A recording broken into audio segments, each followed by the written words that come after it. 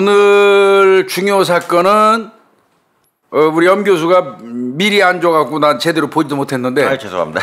이스라엘 키즈 랜덤 킬러 뭐야 이게 머더 킷 킬러네. 네.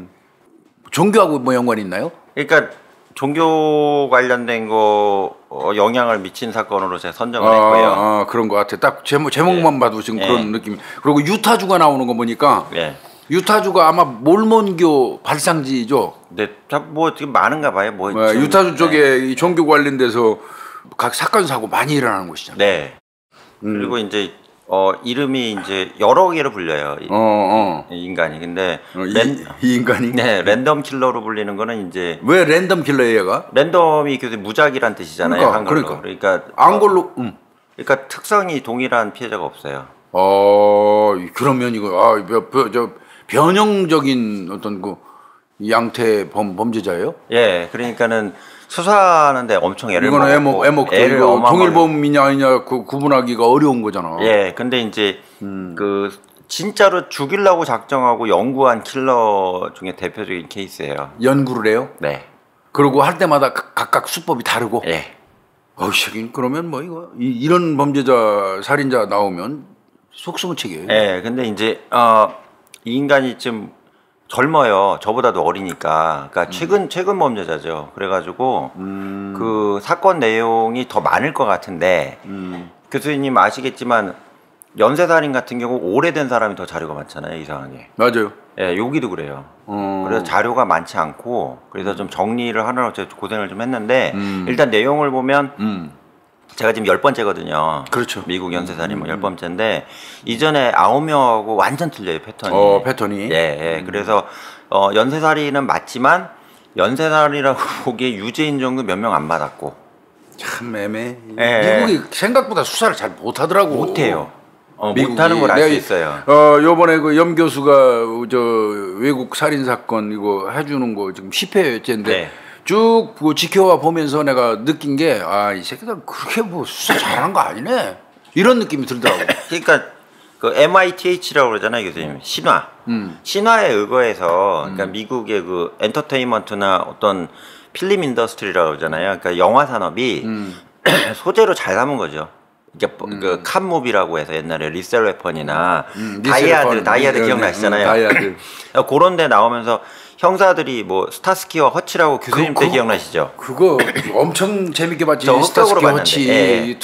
지금은 모르실 거예요. 우리나라 투캅스 비슷한 건데. 네, 그거 저도 눈 빠지게 봤거든요, 옛날에. 재밌었지. 그리고 이제 고속도로 순찰대 나오는 것도 뭐 있었잖아요. 고순대 나온 거. 그러니까 그런 것들을 이제 얘네가 이제 소위 말하는 이제 그러니까 범죄자를 대상으로 하는 무비도 있지만 경찰 악인을 응징하는 이제 경찰을 미화하다 보니 완벽한 형사만 나온 거예요. 근데 실제로는 드라마나 영화에 그리고 일종의 카타르시스적인 효과도 있는 것 같아요. 뭐냐면 교수님 아시는 마인드헌터 같은 경우가 기존에 이제 연쇄살인을 딱 이제 대역을 써갖고 다른 인물로 해서 수사관들이 잡는 걸로 하잖아요. 근데 사실은 그렇게 못 잡았거든요, 다. 말이 안 돼. 사람 어마어마하게 죽어나갔고. 그러면? 예, 그래서 이것도 제가 볼 때는 미국의 경찰의 문제점을 여실히 보여준 사건이고요. 그리고 심지어는 이제 잡고 나서 그 FBI가 고초를 겪어요. 뒤에 말씀드릴 건데 얘네 이놈 새끼 때문에. 예, 그래서 그런 내용이 나옵니다. 한번 가봐요. 재밌을 것 같아요, 교수님. 일단 이름이 이스라엘 키즈인데. 그러니까 이스라엘 키즈. 이게 저도 처음에 옛날에 공부를 제대로 안 했을 때는 얘를 쳐다본 적이 없으니까. 그러니까 저는 이스라엘 키즈라니까 뭐 저 유대인 자녀인가 이런 식으로 생각을 했는데. 지금 얼핏 그렇게 생각했는데. KEYES 이게 성이에요. 키즈가 성이에요. 네, 키즈예요. 그러니까 제가 어린애가 아니구나 이게. 성이구나. 네. 그래서 제 생각에 맞는지 모르겠지만 이 조상이 아마 열쇠수리공이 아니었냐. 열쇠수리공? KEY잖아요. 실제로 유럽성 그 유럽성 같은 다 유럽에서 넘어왔기 때문에 성이 거의 다 직업이 많아요. 그래서 예를 들어서 이제 잠깐 빠져나간 얘기하면 뭐 예를 들어서 슈나이더 아시잖아요. 독일계 성인데 그 가죽 수리하는 가파치 있잖아요, 우리 가파치. 그게 슈나이더예요. 슈나이더. 그다음에 이제 슈메이커라고 아시죠? 슈메이커는 또 슈메이커란 성이 많아요. 그러면은 구두네, 구두. 맞아요. 구두 만드는 사람 슈메이커라고 그래요. 근데 이제 또 슈메이커가 이제 좀 바뀌어서 슈맥으로도 되고요. 슈맥이라는 성도 있어요. 그 다 그 같은 성이고요. 아, 얘들 그 어떤 직업에 기인하는 성, 재밌네 이것도. 그러니까 여기 키즈가 키 만드는 열쇠 수리 그럴 가능성이 많다. 예, 그럴 가능성. 또 스미스 같은 경우는 대장장이잖아요. 대장장이. 예, 그리고 골드 스미스는 이제 금세공업자. 그러니까. 그게 다 성이잖아요. 그러니까 저 유럽이나 이거 미국 쪽은 성이 이제 그 어떤 직업하고 연관이 이렇게 되는 가능성이 많고. 그렇죠. 왜 그러면 그 당시에는 이제 과거에는 제가 이제 옛날에 저기 세계사 공부할 때 잠깐 비껴 나가면 이 성이 만들어진 이유 중에 하나가 그 동네 가면 사람을 찾아야 되거든요. 그러니까 열쇠 수리하는 저 김씨 찾는 거고, 열쇠 수리하는 건영이 찾는 거고. 그러니까 제 키메냐 그러니까 그게 이제 성이 된 거죠. 이제. 그럴 수 있어요. 예, 그래서 그게 물려온 거예요. 지금 애들 뭐 인생은 그런 것 같아요. 근데 이제 일본 같은 데는 성을 어떻게 선정하는 줄 알죠? 잘 모릅니다. 일본은. 일본에는 밭전자 써가지고 하는 성도 많아요. 밭전자요. 밭에서 태어난 거예요. 아니면 계곡에서 태어난 거고. 그래서 태어난 장소에 따라서 성이 막 주어져요. 물개천자 들어오면 물가에서 태어난 사람이네 조상이. 그 일본은 대체로 그래요. 우리나라는 그거 없는 것 같아. 우리나라는 뭐 성씨. 우리나라는 그냥 태어난 곳을 많이 따지는데 그냥 본에다가 넣죠. 그냥 경주 김씨 무슨 뭐 밀양박씨 뭐 이 넣지. 그렇죠. 그렇잖아요. 저희도 고려에서 넘어와서 파주에 정착해서 파주염 가죠. 파주염가. 훨씬 다 파주예요. 예. 파주염씨예요. 예. 뭐 그렇고요. 그래서 이제 일단 이름부터 봐야 되는 게 이 나쁜 인간의 그 성장 과정이 중요해요. 지금 범행에 대해서는 다 비슷비슷하니까. 근데 얘 이름이 이스라엘 키즈잖아요. 그러니까 이름은 키스니까 성 아버지 성이고 이스라엘이라는 게 자체가 이제 종교 냄새가 물씬 나잖아요. 그게 이제 영향을 미쳤다는 얘기입니다. 이스라엘 키즈는 1978년. 아이고 나이 어리네. 네, 1월 지금 해봐야 뭐 40대네 그죠? 유타주의 리치몬드 아시잖아요. 유명하잖아요. 여기서 태어났고요. 아버지 이름이 존 제프리 키스. 네, 52년에 태어나서 2002년에 갑자기 제프리가 나오니까 제프리 다머가 생각나. 네. 그다음에 이제 하이디 키스 이제 엄마죠. 엄마는 하이디네 그러니까. 네. 근데 엄마가 조상이 아마 북구 유럽이었던 것 같아요. 하칸슨이 원래 성이래요. 그러면 저 스웨덴이나 뭐 그렇죠. 노르웨이 그러니까 바이킹족 쪽은 그러니까 선생님 아시겠지만 누구의 아들 그래서 손이 많이 들어가잖아요. 선이 들어가잖아요. 하칸슨. 그래서 하칸슨이구나. 그 최근 기록까지도 생존한 걸로 54년생이니까 얼마 안 되셨으니까 출생을 했고요. 근데 이제 여기서 이제 나오는 게 이 종교 특정 종목을 제가 뭐라는 게 아니고 FBI가 분석할 때도 이 종교 문제를 좀 제시를 했어요. 그래서 몰몬교의 독실하게 믿고 있었고요. 아빠가 특히 심했대요. 그래서 낙태를 하면 안 된다. 그래서 몰몬교 그렇더라고. 10명이나 낳습니다. 아이고야. 그러니까 제대로 정상적인 가정 환경이 안 됐겠죠. 10명인데 둘째예요. 10명 중에 네, 둘째로 태어났고요. 원래는 이제 캘리포니아주의 토렌스 지역에 살다가 이 교수님 말씀하신 대로 몰몬교나 그쪽 관련된 분파들이 유타에 많잖아요. 유타에 많아요. 그래서 나 제대로 믿겠다 그래갖고 교회를 찾아서 이전을 한 겁니다. 그래서 리치몬드로 온 거구나. 네, 리치몬드로 간 거예요. 그렇게 추정된다고. 그러면 아주 독실한 몰몬교 신자네. 심하게 독실하죠. 심하게. 네. 아니 교수님이 서울에 사시는데 교회가 만약에 저기 전남 해남이나 아니면 뭐 더 통영이 있어요. 경남. 거기로 가는 거. 거기까지 가는 게 보통 일 아니잖아요. 그래서 그렇게 됐고요. 그래서 그 1983년도까지, 그러니까 78년도에서 83년이니까 5살이죠. 만 5세까지 몰몬교 방침에 따라서 애들은 이제 계속 나고 있었겠죠. 둘째니까 매년 하나씩 낳았다고 나오더라고요. 그래서 나오면서 이 홈스쿨링으로 아이들을 키운 거예요. 아이고 학교도 제대로 못 보냈구나. 예. 그러니까 유치원 갈 나이인데 이제 유치원이나 이런 시스템을 전혀 받지 못하고 홈스쿨링해서 이제 아이들끼리 교육을 받았고요. 근데 이제 아버지가 이제 몰몬교를 그대로 믿었으면 좀 난데 탈퇴를 해요. 탈퇴하는구나. 네. 그래서 워싱턴주로 또 넘어가요. 이제 더 이상 종교에 이제 매몰되지 않겠다. 네. 그래서 콜빌이란 동네로 이주를 하게 되는데 여기 이제 럭키 크릭 로드라는 이게 도로명 주소인데, 그러니까 럭키 크릭이면은 이제 돌이 많은 천변이란 뜻이겠죠. 동네 이름이. 네. 뭐 그쪽이네. 뭐. 거기에 아주 조그만 오두막을 하나 구해요. 아이고. 그러니까 뭣도 없는 게. 그래갖고 12명을 키워요 거기서. 12명이 사는 거죠. 사는 거지. 예. 부부 둘하고 애들 10명. 그러니 이거 뭐 최악의 빈곤 상태겠다. 근데 이걸 이제 FBI 나중에 수사관 중에 이제 프로파일러들이 다 추적을 해본 거예요. 도대체 이 이스라엘이라는 놈이 어떤 놈이냐 그래가지고 해봤는데 집을 가봤는데 방이 원룸이에요. 그냥 문 열면 그냥 방이 하나예요. 통으로. 컨테이너 박스 같은 거. 네, 컨테이너예요. 거기다 아이고야. 더 골 때린 건 뭐냐면 이게 저 무허가 주택이었나 봐요. 그래가지고 전기도 안 들어오고 수도도 안 들어오고. 야, 그러면 어떻게 살아 이거? 그러니까 수세식 화장실에 이렇게 엉망진창이죠. 그래갖고 그러니까 뭐야 검약하게 산다고 뭐 촛불 켜놓고 사는 건 사는 것 같은데 이 인간이 1980년도면은 그때 전기는 다 들어오잖아요. 미국이 그러니까. 한참 잘 살 텐데 그때 슈퍼파워일 텐데. 그러니까 이제 검약한 생활을 강요당한 거죠. 어린 나이에. 그냥 뭐든지 아껴야 되니까. 네, 뭐 연필도 없고 뭐 공책도 없고 그냥 뭐 다 주워다 쓰고 막 기어 있고 이러니까 그러니까 그냥 상그지로 산 거예요. 생긴 거는 사진 보시면 멀쩡하게 생겼잖아요. 잘 생겼어요. 인물은. 상그지야. 네. 근데 여기서 또 아버지가 교회를 또 나가요. 이 새끼 뭐야 이거. 나가는데 이게 이제 더 아크 그러면 ARK가 노아의 방주를 얘기해요. 노아의 방주. 방주를 얘기하는 아크라고 그러잖아요. 영어 보케볼러리 벤처럼 나왔잖아요. 군대학 가실 때 그죠? 이 아크라고 불리는 백인 우월주 극단적 우월주의 교회를 나가요. 몰몬에서 나와서. 얘는 종교를 믿는 것마다 문제가 있네. 그러니까 아버지 영향이 커요. 그래서 이렇게 화이트 슈퍼 막시스트 크리스천 아이덴티 이데올로기 이건 교수님 저번에 보셨잖아요. 그러니까 요게 많아요 문제가. 이 교회를 나간 거야? 네. 그래서 이제 그 교수님 제가 이걸 또 계속 공부하면서 배운 게 이 방주라는 표현을 많이 쓰는 그 교회를 처치라고 안 부르고요. 예. 그 아크라고 부르는 데가 거의 다 이렇대요. 노아의 방주 뭐 해가지고 아크로 부른다고? 예, 왜 그러냐? 철치가 아니야? 그러니까 처치는 가서 이제 뭐 예배도 하고 정통 예, 자기 죄도 회개하고 뭐 이런 거잖아요. 구원도 받고 이런 건데 아크는 뭐냐면 이게 이제 방주예요. 밖에는 다 홍수야.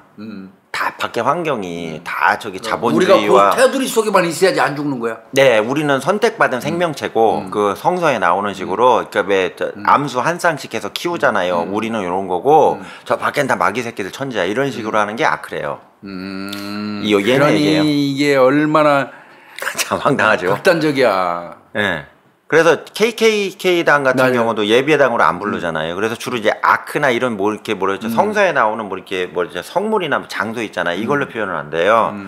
그런데 이게 또 뭐냐면 이게 아미시파라고 유명해요. 이게 아만파라고 불려요. 우리나라에서는. 아만파? 예. 이게 또 뭐야? 교회 중에서 또 아만파가 있어요? 예. 이게 저 아만파라고 옛날에 목사 하나가 이제 만든 그러니까 기독교에서 이단을 보고 있는데 여기는 완전히 있잖아요. 사회로부터 완전히 격리돼 갖고 자급자족적 삶을 살고. 그러면 중세 시대로 회귀하는구나. 그렇죠. 왜 그러냐면 그때가 왜 그러냐 이것도 제가 연구했어요 교수님. 그래서 좀 시간이 걸렸는데 백인 우월주의자들은 과거로 회귀를 원해요. 과학 세상을 원하지 않아요. 왜 과학 세상이 되니까 흑인들도 스마트폰 쓰고요. 황인종들도 인터넷 쓰거든. 그러니까 옛날에 17세기, 18세기가 백인들이 가장 막강할 때였잖아요. 그때 노예도 쓰고 어디 가면 다 지네 식민지고 총 만들고 다니면. 그러니까 요 때를 얘네는 가장 획일하고자 원하는 거죠. 그러니까 원리주의로 돌아가자. 원래대로. 자연으로 돌아가자. 그러니까 외관상으로는 되게 검약해 보이는데 사실 또라이시죠. 극단적인 백인 우월주의지 그럼. 예. 그래서 그 아미시파라고 해서 뭐 그러니까 좀 심한 사람들 수염 기르고 막 이렇게 그런 사람 그게 아미시파예요. 원래대로 하려니까 수염 기르고 그렇게 하겠지. 예, 그러니까 18세기식으로 옷을 입고 다니거든요. 마차 쓰는 데도 있고. 면도 쓸 칼 필요도 없고. 예. 그래서 요렇게 하고 있는 종파인데 여기가 그 여길 들어간 거라.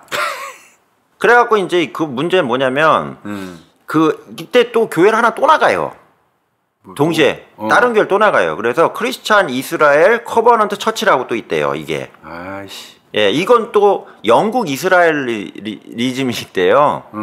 그래서 이제 브리티시 이스라엘리즘이라고 하는데 이건 뭐냐면 이건 또 웃겨요. 이거는 아예 그 백인하고 이민족하고 있잖아요. 그러니까 색깔이 있는 애들하고 섞여서 하는 것 자체가 죄악이다. 우린 지금 죄를 지고 있다. 이게 얘네 교리예요. 이것도 또 극단적인 백인 우월주의네 뭐. 예. 그래서 얘네가 하는 건 뭐냐면 앵글로색슨이 지배하는 세상이 조만간 도래할 거기 때문에 브리티시니까. 네, 우리는 기도만 잘하고 있으면 된다. 뭐 이런 거예요. 예. 그래서 이런 교회를 이제 아버지가 계속 나가대니 자녀들도 여기에 영향이 좀 있었을 거 아니에요. 그렇겠네. 네, 왜 그러면 독립주의적인 어떤 종교 집단이다 보니까 교감하고 상대방 감정에 대해서 이해를 하지 못하고, 그렇지. 그리고 자기 생각만을 기반으로, 그러니까 너무 고립된 것도 연쇄살인범을 만드는 원인이라는 게 많이 나오잖아요. 맞아요. 너무 고립되는 것도. 사회화가 전혀 안 되는 거니까. 네. 그러니까 사회화 과정, 소위 말해 소셜라이제이션을 얘기하는 사회화 과정이 전혀 없었고요. 그리고 이제 또 하나는 이놈 새끼가 나중에 FBI에다가 진술해요. 내가 이렇게 악인이 된 이유를 설명해 줄게. 그러면서 뭐라 그러냐면 그 군대 군사 캠프에서 생존 캠프식으로 난 살아남았다. 이 진술이 나오는 거예요. 그럴 수밖에 없겠는데 뭐. 진짜 깨구리도 잡아먹고요. 아이고.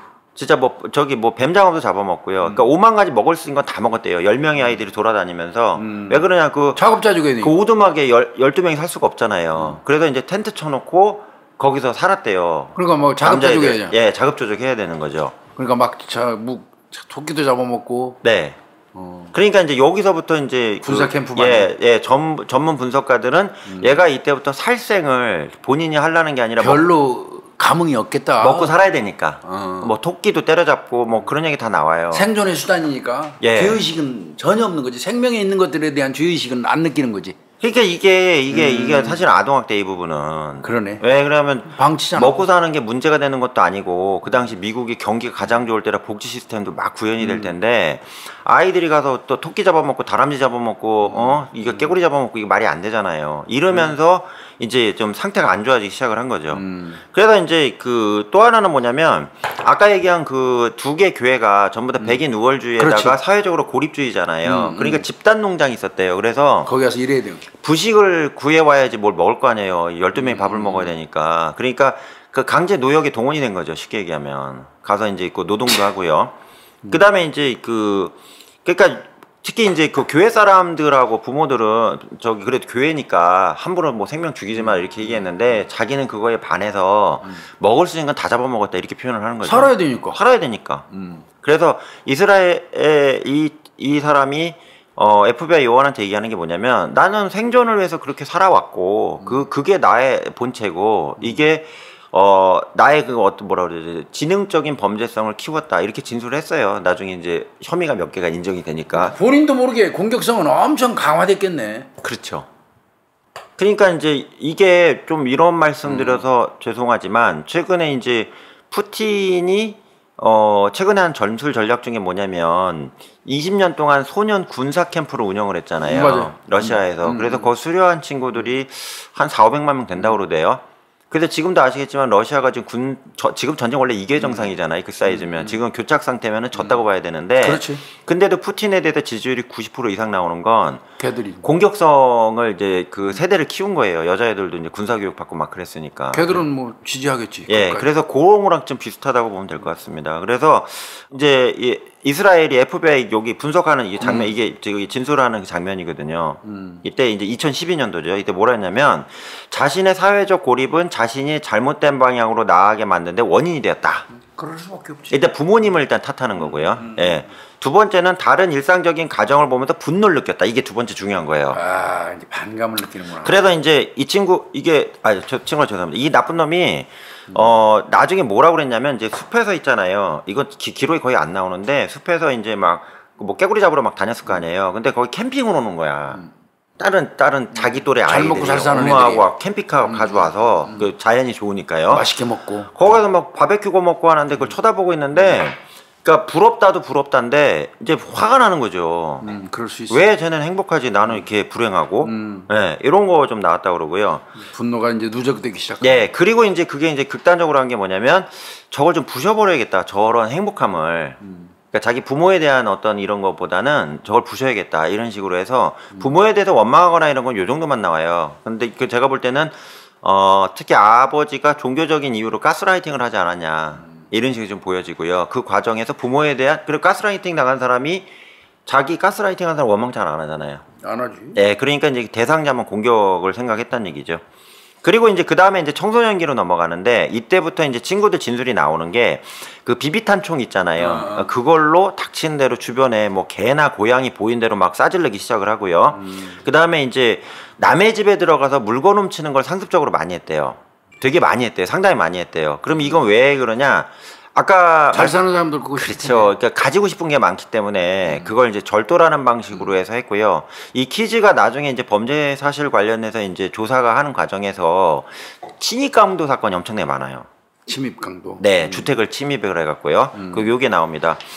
그러고 나서 이제 첫 범행을 했는데 첫 범행은 이제 살인으로 시작한 건 아니고요. 교수님 항상 말씀하셨다시피 범죄가 이제 진화하는 성향으로 가잖아요. 그래서 1996년에 첫 범행으로 보고 있어요. 96년. 예, 그래서 오레곤주의 머핀에 위치한 더슈 리버라는 근처에서 당시 나이 14살에서 18살 피해자는 파악이 안 돼요.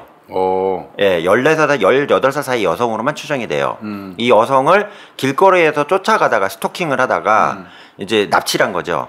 얘 이제부터 범행 패턴이 나와요. 그러니까 얘가 중간에 포획하는 거 있잖아요. 중간에 가다가 잡아가고 그 끌고 가는 이런 방식을 좋아하고요. 그리고 성폭행을 아주 잔혹하게 했대요. 잔혹하게 본인이 얘기는 했어요. 그래서 잔혹하게 어떻게 했냐 그랬더니 방송에 우리가 웬만하면 저 뭐 수위를 좀 얘기를 안 하지만 수위 조절을 해야 될 정도로 심한 방식으로 성폭행 오만짓거리를 다 했고요. 죽이려고 했대요. 죽이려고 했는데 여기서 얘가 얘기한 건 사타닉 킬러라고 그래요. 사타닉 킬링이 뭐냐면 그러니까 악마적으로 살해하고자 했다 자기가. 화형시키려고 그랬나? 그러니까 뭐 아마 죽이고서 뭐 매단든가 뭐 십자가를 그리든가 뭐 가죽을 벗겨내고 예, 뭐 그렇게 하려고 그랬대요. 근데 첫 범행이다 보니까 또 저희 추정상으로는 아마 싹싹 빈 것 같아요. 아저씨 나 살려줘요 그러니까 그거 놔줬대요. 그래서 쉽지 않았다고 나오고요. 그 다음에 이제 그 범행 이후인 98년도에 7월 9일입니다. 미 육군에 또 아미에 입대를 합니다. 입대를 해갖고 뉴저지 훈련소에서 좋은 성적을 수료를 했는데 훈련소에서는 잘하겠지. 아주 잘했대요. 잘할 수밖에 없지. 어려서부터 아예 삶 자체가 거의 군사체계 형태로 살았는데. 그러니까 군에서는 그거 몰랐던 거죠. 얘가 숲에서만 돌아다니고 깨구리 잡아먹고 이런 거 몰랐던 거죠. 그리고 비비탄 가지고 총 쏘는 것도 잘하고. 완전히 뭐 군인이네 군. 물 만난 거죠. 그래갖고 여기서 그 육군 5여단 소속의 알파 부대라고 특수부대로 파악이 됩니다. 여기서 특수요원으로 활동을 해요. 그러니까 완전히 뭐 델타포스 이 정도는 아닌데 그래도 우리가 보면 뭐 수색대 정도 되는 레벨 여기서 근무를 했고요. 그 다음에 이제 포트우드, 포트 루이즈에서 계속 이제 옮기면서 근무하다가 이집트에까지 파병을 갑니다. 시나이 반도라고 시나이 반도 아시잖아요. 이스라엘하고 바로 지금 시끄러운 데 있잖아요. 쪽에, 네. 시나이 반도에 파견 갔다가 이스라엘도 가서 주둔했던 걸로 나와요. 그러니까 해외 파병까지 갔다 온 에이스 군인이죠. 쉽게 얘기하면. 그러네. 3년 동안. 그래서 군 생활은 아주 조용했고요. 이제 다만 이제 가끔 막산에서 있는 술을 다 잡아먹었대요. 쉬는 날. 그러니까 보이는 걸 다 먹은 거예요, 제가 혼자. 그 뭐 7, 8병을 다 먹고서는 이렇게 취해갖고 돌아다니는 게 자주 발견됐고요. 그 다음에 여기서 나오는 게 악마주의를 숭상하는 그 음악들이 있어요. 힙합? 예, 힙합 중에서도 왜 메탈 중에서도 악마주의 메탈 교수님 옛날에 있었잖아요. 막 얼굴 그렇게 그리고 막 그런. 예, 악마 모양 하나 인데 그거를 이제 주로 들었답니다. 그래서 군생활 너무 잘해가지고 나올 때 훈장도 받고 나왔대요. 이스라엘이. 예, 요까지는 괜찮았어요. 그리고 이제 제대 후인 2007년도부터 알래스카, 얘가 주 거주지가 알래스카예요. 잡힌 데도 알래스카고요. 알래스카. 예, 알래스카로 넘어가서 앵커리지 아시죠? 주도잖아요. 앵커리지에서 사업을 합니다. 그래서 건설 관련된 사업도 하고요. 돈도 좀 벌었나 봐요. 그런데 왜? 예, 그래서 요까지는 그냥 평이에요. 그러다가 이제 범행이 이제 어떻게 되냐, 그 이제 나오는데, 일단 그 첫 번째로 나오는 게 얘 특징부터 좀 말씀드리면, 뒤에 사건은 뭐 쭉쭉 나오는데, 첫 번째로는, 일단 피해자를 특정하지 않아요.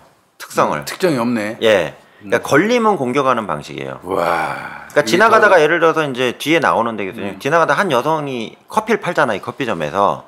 근데 그 여성이 혼자 있어요. 커피점에 주인은 없고요. 그럼 타겟이 되는 거예요. 그럼 저 시간 저 밤에 아무도 없을 때 납치해 가도 되겠네 이렇게 생각을 하는 거예요.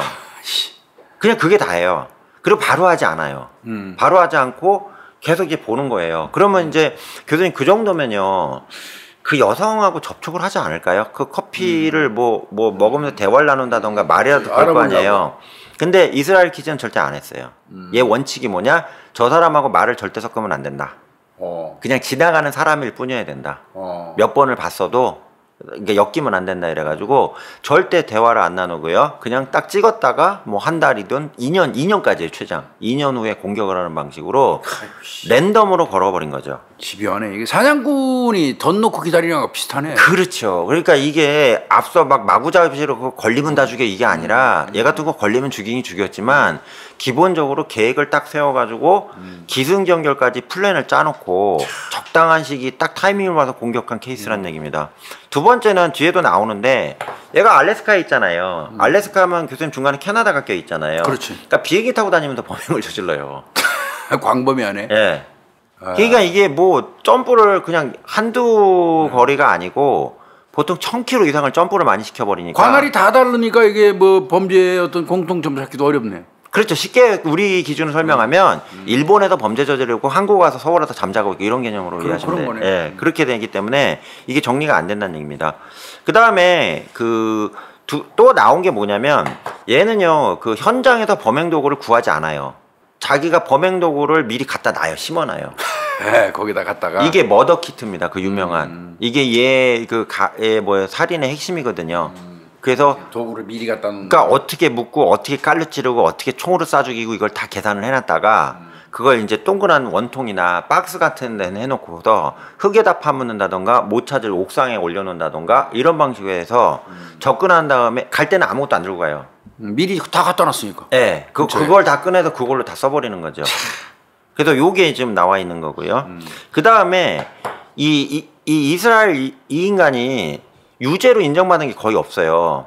그러니까 얘가 한 건 맞는 것 같은데 유죄 확정이 안 돼요. 그 이유가 뭐냐면 시신을 못 찾은 경우가 압도적으로 많아요. 그렇겠지. 그러니까 시신을 철저하게 유기를 했는데 교수님 이건 어디서 영향을 받았을 것 같으세요? 시신 사체 유기 아예 찾질 못했어요. 땅 파도 포크레인 다 파도 안 나와. 어떻게 했을까? 짐승이 먹이로 줬다 봐야죠. 뭐 호수에 물고기 밥을 주든가. 그래서 악어한테 던져줘가지고 악어밥. 예. 왜 그러면 얘가 야생에서만 자랐잖아요 어린 시절에. 그걸 배웠구나. 예, 그러니까 아주 으슥한 데까지 얘는 안 무섭게 들어갔거든요.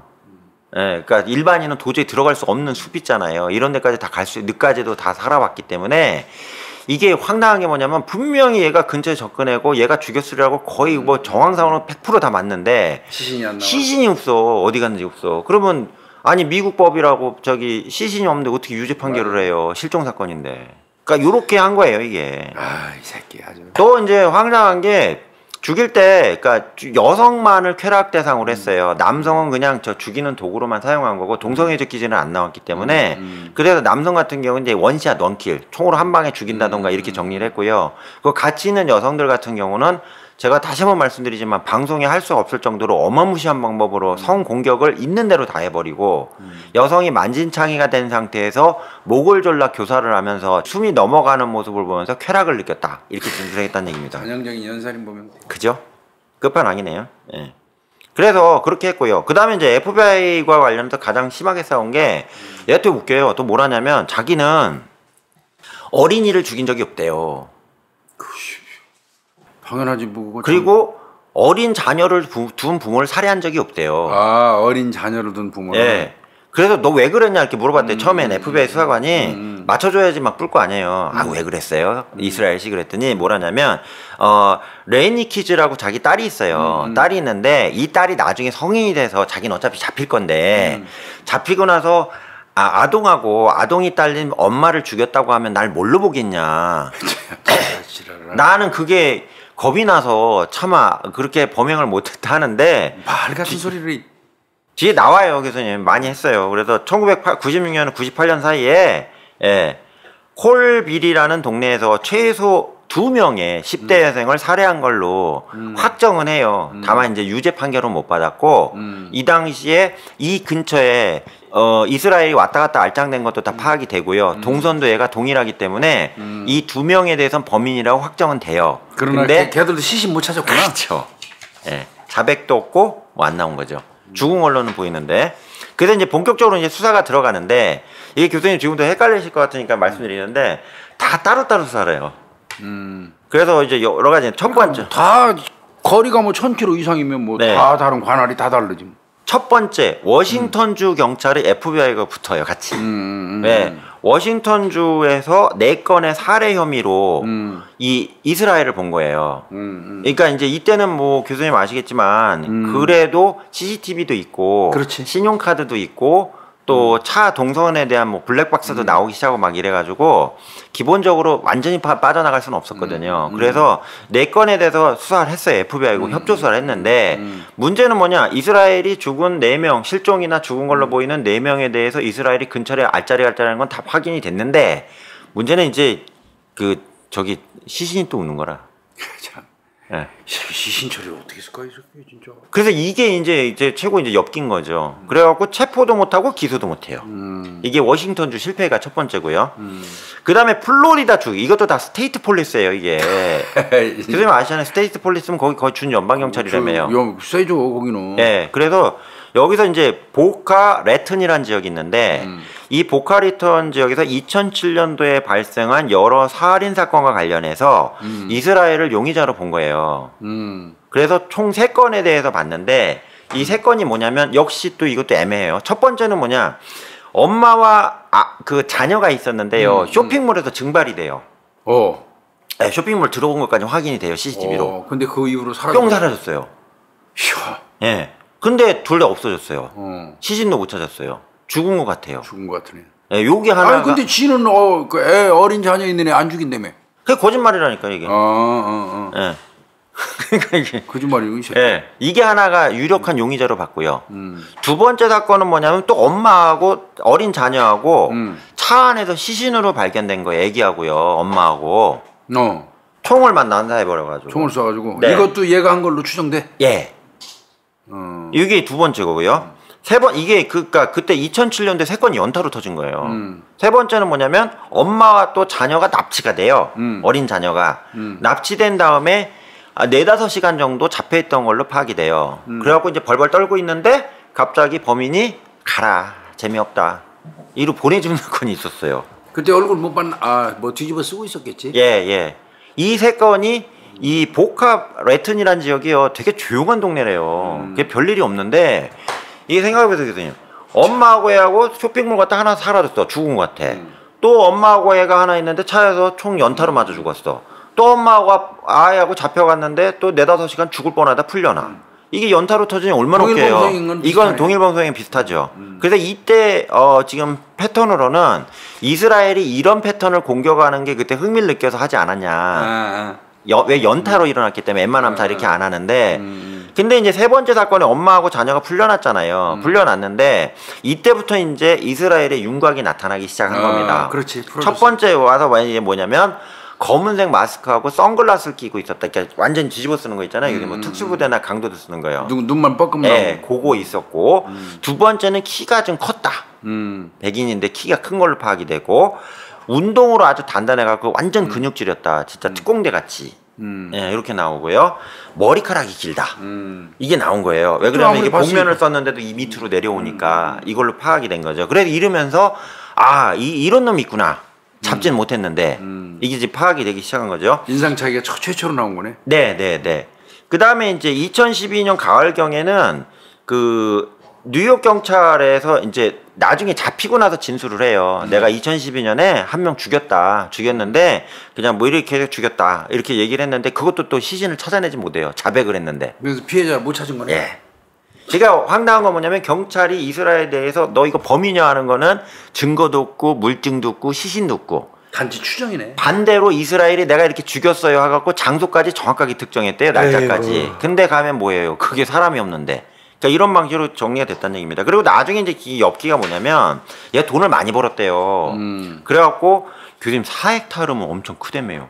그죠, 헥타르면. 예, 그래서 농장을 하나 가지고 있어요. 예, 뉴욕주에 농장하고 오두막을 가지고 있는데 여기서 그러니까 이제 주로 이제 발생한 건 교수님 현장에서 그 지역 현장에서 발생한 거잖아요. 얘는 항상 납치하죠. 납치를 해갖고 거기서 한 것도 있고 아니면 지금 뉴욕주에 있는 이 농장으로 끌고 가갖고 거기서 처리했을 수 있다. 너무 외진 데라서요. 이렇게 추정이 된다는 얘기입니다. 그리고 이제 2009년도 4월 앞으로 가서요. 뉴욕주하고 텍사스주에서요. 은행 강도를 또 저질러요, 얘가.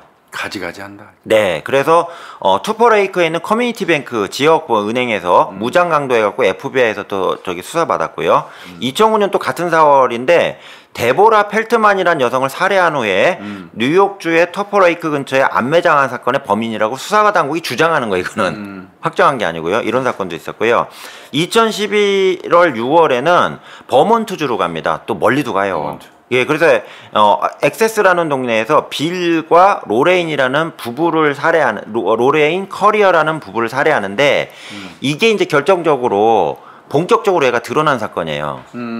남편은 이제 빵빵빵 총에 맞아 죽었고요. 그리고 총 맞았네. 보니까. 네. 그리고 여성 같은 경우는 아까 말씀드린 대로 5만 가지 다양한 방식의 성적인 학대를 당하고 교살당한 채로 발견이 돼요. 그래서 이게 이제 얘부터 특징이 나오는 게 이 빌과 로레인을 찍은 다음에 2년 동안 계속 관찰을 합니다. 멀리 있는데도 가끔 가서 보는 거예요. 계속 잘 살고 있나. 보면서 준비를 했다가 집에 이제 침입을 한 거죠. 날 딱 잡아갖고 침입을 해서 둘을 묶은 다음에 이제 인적이 드문 미리 오두막을 하나 구해놨어요. 주인이 없는데. 그래서 일로 끌고 가가지고 거기서 남편은 가자마자 즉결 처형을 하고요. 총으로. 그 다음에 부인을 아까 교수님 말씀드린 머더키트라고 있잖아요. 이 머더키트에서 도구를 하나씩 다 꺼내가지고 성고문도 하고 살해하는 이런 방식으로 진행을 했다는 얘기입니다. 그게 교수님 8페이지에 위에 보시는 게 이게 머더키트 실제 저거예요. 예, 이게 교수님 그러니까 쉽게 얘기하면 뭐 방수 페인트나 이런 거 넣는 거 통이 플라스틱 통 있잖아요. 그러네. 네, 얘가 이제 공사장에서 일을 했기 때문에 여기다가 이게 흑백으로 안 보이지만 총, 그다음에 톱, 칼, 그다음에 공격 도구, 복면, 그다음에 그 결박할 수 있는 끈, 테이프까지 이렇게 다 들어놓은 거예요. 범죄 도구 그냥 한 군데 다 놓은 거네. 네, 네. 그래서 이걸 사용해 갖고 쓰면서 얘가 이제 소위 말하는 머더키트 이제 킬러라고 이름이 붙기 시작합니다. 그리고 나서 이제 얘가 알래스카 이때부터 이제 맛이 가기 시작해요. 그래서 2012년에 검거됐는데 얘가 결정적으로 실수한 게 뭐냐면 알래스카 자기가 사는 지역에서는 앵커리지 근처에서는 범행을 안 저질렀어요. 왜? 그래야지 자기 동네에서는 혐의를 안 받잖아요. 근데 2012년 2월에 앵커리지에는 18살 여성을 살해한 혐의로 이때부터 이제 수사에 대해서 이제 집중이 된다는 얘기입니다. 근데 이때도 엮기가 뭐냐면 이 여성을 살해한 이후에 얘가 그 가족하고요 바로 크루즈 여행을 떠나요. 사람 죽여놓고 멕시코만이면은 저기 캐라부에 그쪽 같은데 그걸로 저 크루즈 여행을 떠나요. 사람 죽여놓고서는. 근데 이 여성을 보관을 했대요. 어디다가? 자기 이제 숨겨놓은 데도 장소에 보관했겠죠. 그러고 지는 여행 간다고? 예. 그리고서는 다시 와요. 이게 엽기예요. 그리고 이제 여행 몇 주짜리 크루즈 갔다 왔잖아요. 그러니까 돈을 많이 버는 친구라니까. 그래가지고 갔다 와서 온 다음에 그 여성의 그 동네가 난리가 났대요. 왜 그러면 알래스카가 진짜 조용한 동네래요. 사건이 거의 없대요. 왜 그러면 동토의 땅인데 엄청나게 또 러시아 앞이잖아요. 그리고 조용한 동네인데 여성이 하나 장기간 없어졌으니 난리가 났을 거 아니에요. 그것도 또 어떻게 하냐? 커피숍에 있다가 갑자기 휙 사라져보니까 난리가 났겠죠. 그래갖고 막 신문에 대대표되니까 얘가 복귀를 해갖고 이스라엘이 복귀해가지고 그 여성의 시신을 화장을 하고요. 그 다음에 눈을 있잖아요. 위로 뜨게 한 다음에 그 꼬맸대요. 여기를. 눈 뜨게 있게 하려고? 예, 여기를 몰래 꼬맸대요. 그래갖고 화장도 다 하고요. 옷 입히고 사진을 찍어요. 의자에 앉혀놓고. 그러고서 이걸 신문에다 제보를 해요. 완전히 또라이. 장난 아니죠. 나 살살살 이런 미친놈 처음 봤어. 이게 사른 걸로 해가지고 유괴로 금품 유괴하려고 그런 거네. 맞아요, 계속 정확하세요. 예, 그거예요. 그러니까 이 눈을 꼬매가지고 앉혀놓고 살려줄 테니까 죽었는데 이미. 그럼 부패는 진행이 안 된 거네. 그러니까 이게 보관은 잘했겠죠, 뭐. 그러네. 알래스카 쪽이 또 추우니까 그랬겠다. 2월달이니까 2월이니까 그럴 수 있을 것 같아요. 그러네. 그래가지고 너도 부패는 진행 안 될. 그러니까 화장을 다 해놓고 완전히 그냥 멀쩡한 상태로 사진을 찍었는데. 그 믿었나 봐요 또 언론사에서도. 그래서 앵커리지 데일리 뉴스라고 거기서는 좀 유력한 신문인데 여기다 사진을 보내놓고 내가 이 키드네퍼다 납치범이다 잘 살아있다 그러니까 증거로 이 사진을 보내니 나한테 돈을 다오. 교수님 정확하게 보셨어요. 3만 달러 그때는 풀면이죠. 그럴 것 같아. 그렇지 않으면 사는 걸로 그렇게 위장할 이유가 없잖아. 달라 이렇게 한 거예요. 했는데 이제 경찰 쪽이나 이쪽에서도 일단은 살아있다니까 사람 살아있는 게 우선이잖아요. 그러니까 그 신문사에서도 경찰하고 협조해갖고 그럼 뭐 어떻게 이렇게 송금하면 되냐 어떻게 할 수 있냐 뭐 이런 면이 나왔나 봐요. 근데 덜컥 얘가 겁이 난 거지. 이제 그러다가 수사받을까. 예, 덫에 걸리면 내가 어떡하지 이래가지고 나중에 이제 그 이거는 다 증거가 나왔으니까 그 근처에는 호수에다가 시신을 버렸다 이렇게 나옵니다. 예, 분해해서 버린 것 같아요. 그리고 이제 2012년 2월 15일 날 텍사스주 롱뷰 지역에 거주하던 전기공이 하나 있었어요. 지미 티드웰이라는 전기업자가 있었는데 경찰에서 조사해 보니까 이 사람도 이스라엘이 죽이지 않았냐. 접촉한 근거가 나왔고. 네, 접촉한 내용이 나왔대요. 그래서 당시에 그 텍사스주 아즐이라는 동네에서 은행 강도를 벌이고 있었는데 이 170마일 떨어진 옆에 동네죠. 이 롱뷰를 지나가면서 이 지미 티드웰하고 접촉한 내용이 나왔나 봐요. 근데 역시 마찬가지로 티드웰 시신은 뭐 어떻게 뭐 나오지도 않고 참 복잡합니다. 그래서 이게 진짜 시체 처리는 어떻게 하는 거야 이거? 그래서 그렇게 했고요. 그리고 이제 기타로 이제 얘가 이제 잡스러운 범죄는 얘가 인정을 했나 봐요. 그래가지고 저기 너 이때 여기 갔었는데 뭐 했냐. 알래스카에서 세상에 동부도 가고 남부도 가고 플로리다 동선별로 봤겠지. 너 뭐 했냐 그랬더니 이게 이제 자기 얘기로는 20건에서 30건 정도의 그 친입 강도를 했다. 이렇게 주장을 한대요. 그래서 확인을 해봤는데 친입 강도는 맞아요. 그러니까 피해를 입었다고는 다 그 집들은 진술을 했대요. 누가 들어와서 뭐 부시고 막 들어갔다 했는데 문제는 과연 이거에서 끝났겠냐에 대해서 FBI는 의구심을 가지고 있다는 얘기입니다. 그렇지. 즉 거기에서 친입 강도 사건을 하나 했을지 모르겠지만 그 다른 데서 그 근처에서 한두 명을 더 죽이지 않았겠냐 이렇게 보는 거죠. 그러니까 FBI에서 보는 피해자는 최소한 심한 경우에 보고서는 50명 이상도 죽였을 것이다 이렇게 본다는 얘기입니다.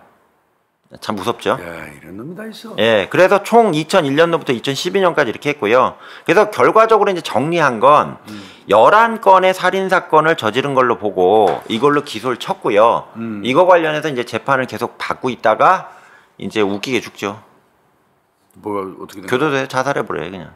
이게 문제라고 이거는 가서 자살하고 그러는 것 자체가 이 범인 죄 저지르는 새끼들이 유가족한테 2번 상처 주는 거야. 예, 그것 때문에 교정기관이 뒤집어졌대요. 그럴 거예요. 예. 근데 이제 여기서도 하나 더 황당한 게 뭐냐면 탈옥 시도를 해요.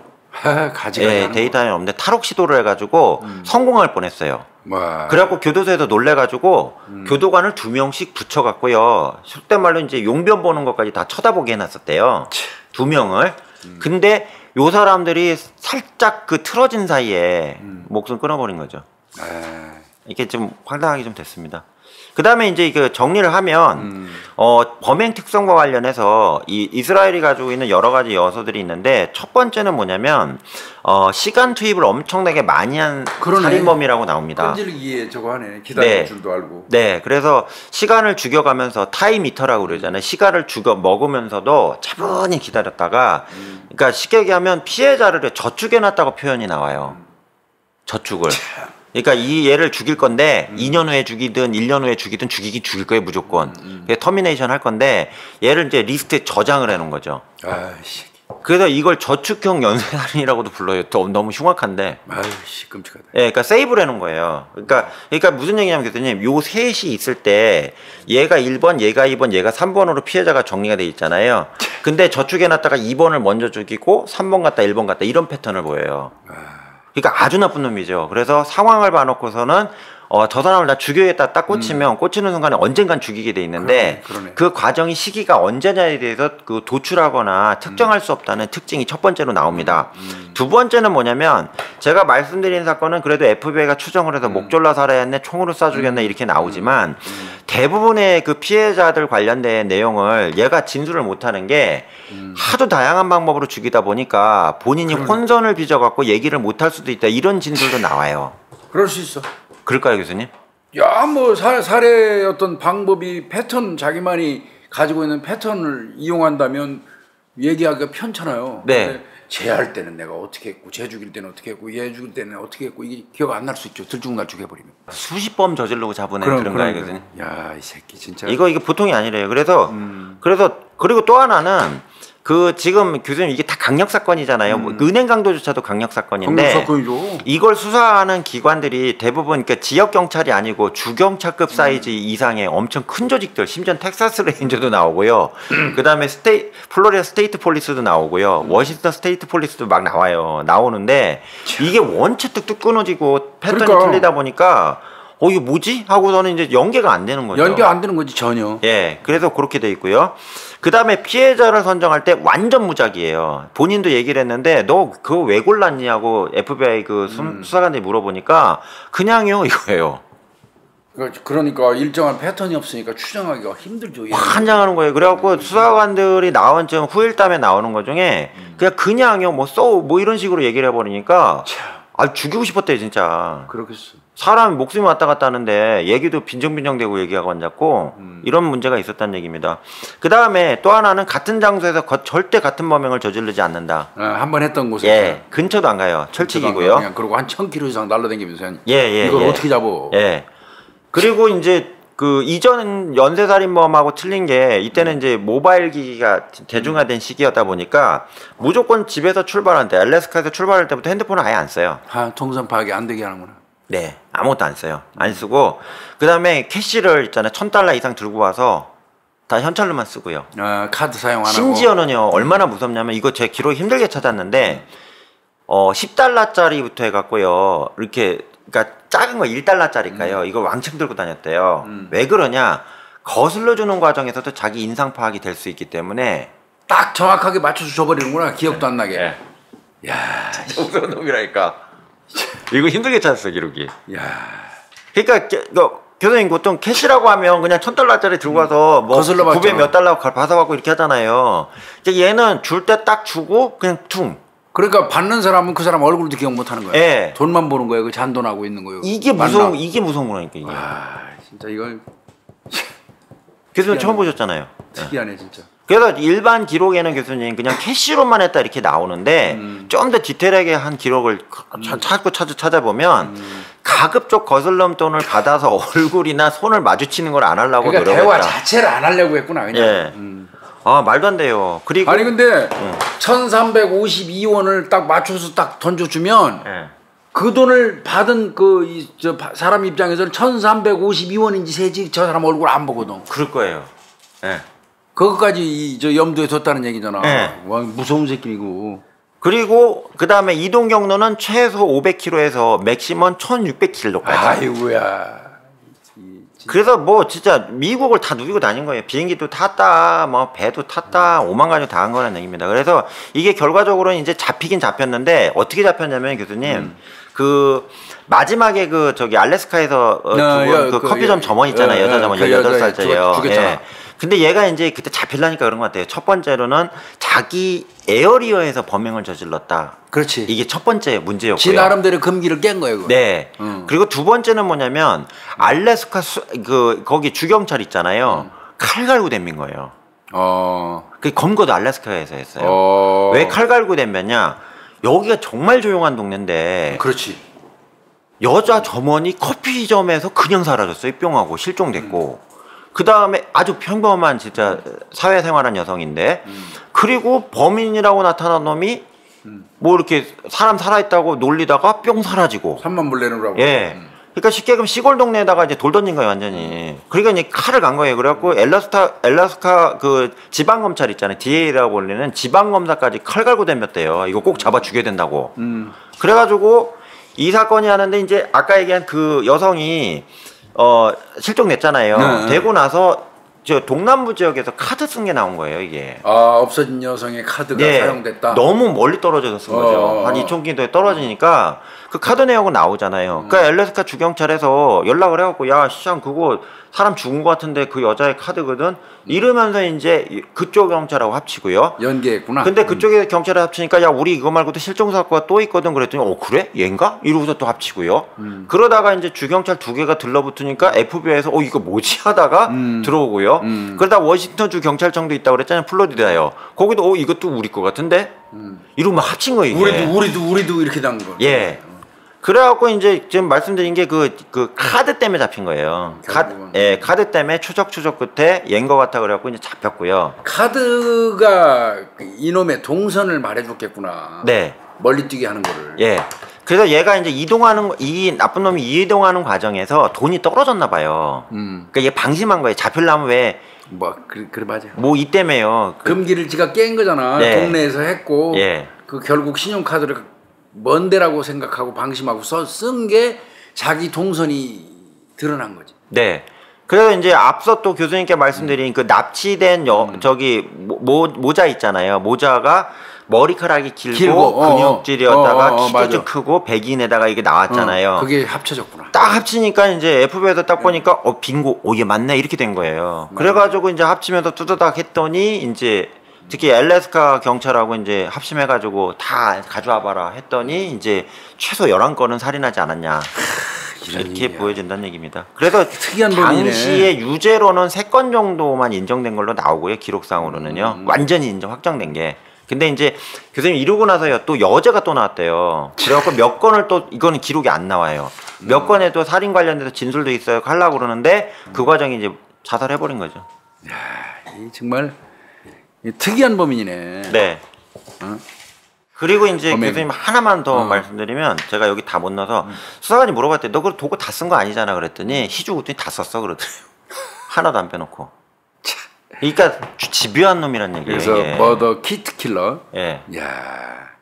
그래서 저는 이런 생각이 들어요. 그러니까 이스라엘 키즈가 나쁜 사람은 맞는데 부모님이 그렇게 키운 게 제가 볼 때는 영향은 분명히 분명히 있죠. 네, 보여지고요. 예. 물론 우리가 늘 말씀드리지만 그거보다 환경이 더 열악한 상태에서 자라서도 훌륭한 사람 되는 사람이 압도적으로 더 많지만 분명한 거는 이런 어떤 어려서부터 사회화되기 전에 어떤 과정 속에서 방치라든지 유기라든지 방기 이렇게 자란 아이들이 범죄자가 될 확률은 더 높죠. 그리고 이제 안타까운 거에서 하나만 더 말씀 마무리 질 건데요.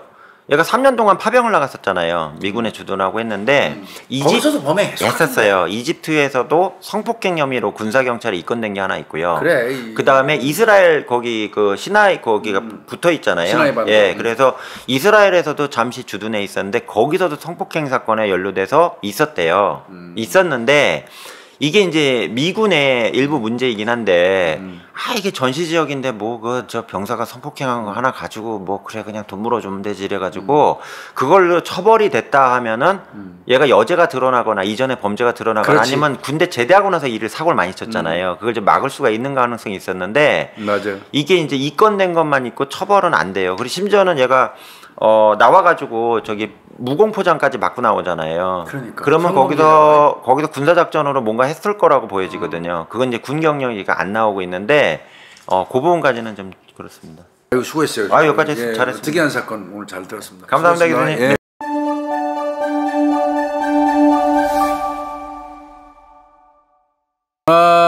이번 주 우리 염건영 교수님이 준비해 온 거 보니까 이게 뭐야? 로렌조 제롬?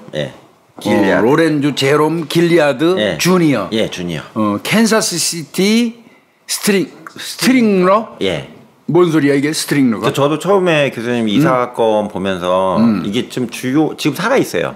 살아있어요, 너? 있는 사람인데, 이 나쁜 인간과 관련해서 이제 제가 찾다가, 스트링러라는 용어가 나와요. 스트링러가 뭔 소리야? 제가 교수님 헷갈리지 말라고 슬래시 LER 붙였잖아요. 스트링이 줄이잖아요. 줄. 네, 그래서 줄만을 사용해서, 12명을 연쇄살인한 걸로 확인이 되는데 교살범이네 우리말로 하면 교살범. 무조건 줄이나 이런 걸로 목을 다 이렇게 졸라서 살해했고 그 상태로 사체를 내버려둔 게 거의 희귀한 케이스래요. 이게 또 빨래줄 널어놓는 것처럼. 네. 그래서 이게 스트링러라는 게 이제 그냥 은어로 나온 거죠. 저도 사전에 찾아봤는데 그러니까 뭐냐면 그냥 스트링을 사용한 사람. 스트링러. 네, 그래서 용어가 나온 거죠. 그래서 캔사스 시티에서 12명, 그러니까 한 명은 다른 오하이오 쪽인데, 저희가 그쪽 근처에서 계속 연쇄살인이 난 거죠. 그래서 그거 관련해갖고 이제 캔사스시티 스트링러라고 이게 명칭이 붙여졌고요. 흑인인가요? 흑인같이 보이는? 흑인입니다. 그래서 사실 연살인범 중에 흑인이 많지는 않죠. 퍼센테이지는. 백인이 압도적으로 높죠. 70% 이상. 예. 계속 제가 흑인을 좀 많이 하잖아요. 왜 그러면 이제 그 교수님 이용호 아시죠? 패션 오브 크라임이라고 해서 범죄 어떤 패션, 그러니까 약간 선정적이거나 좀 이렇게 관심 가는 쪽으로 보는 이런 것들 있잖아요. 그래서 보통 이제 백인들을 중심으로 해서 연쇄살인범 연구가 많이 이루어지고 있는데 최근에 일부 이제 미국 범죄학계에서 반성을 한 거예요.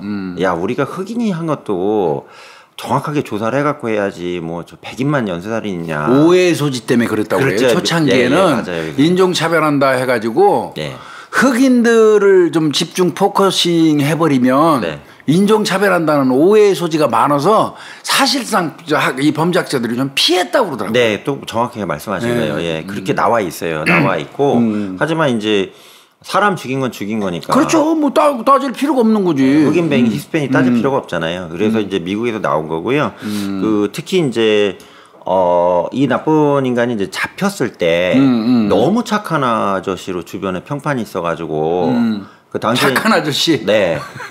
경제적으로도 여유가 있고. 그러니까 이 사람이 그랬다 말이 돼 이런 식으로 해서 문제가 좀 됐던 사건입니다.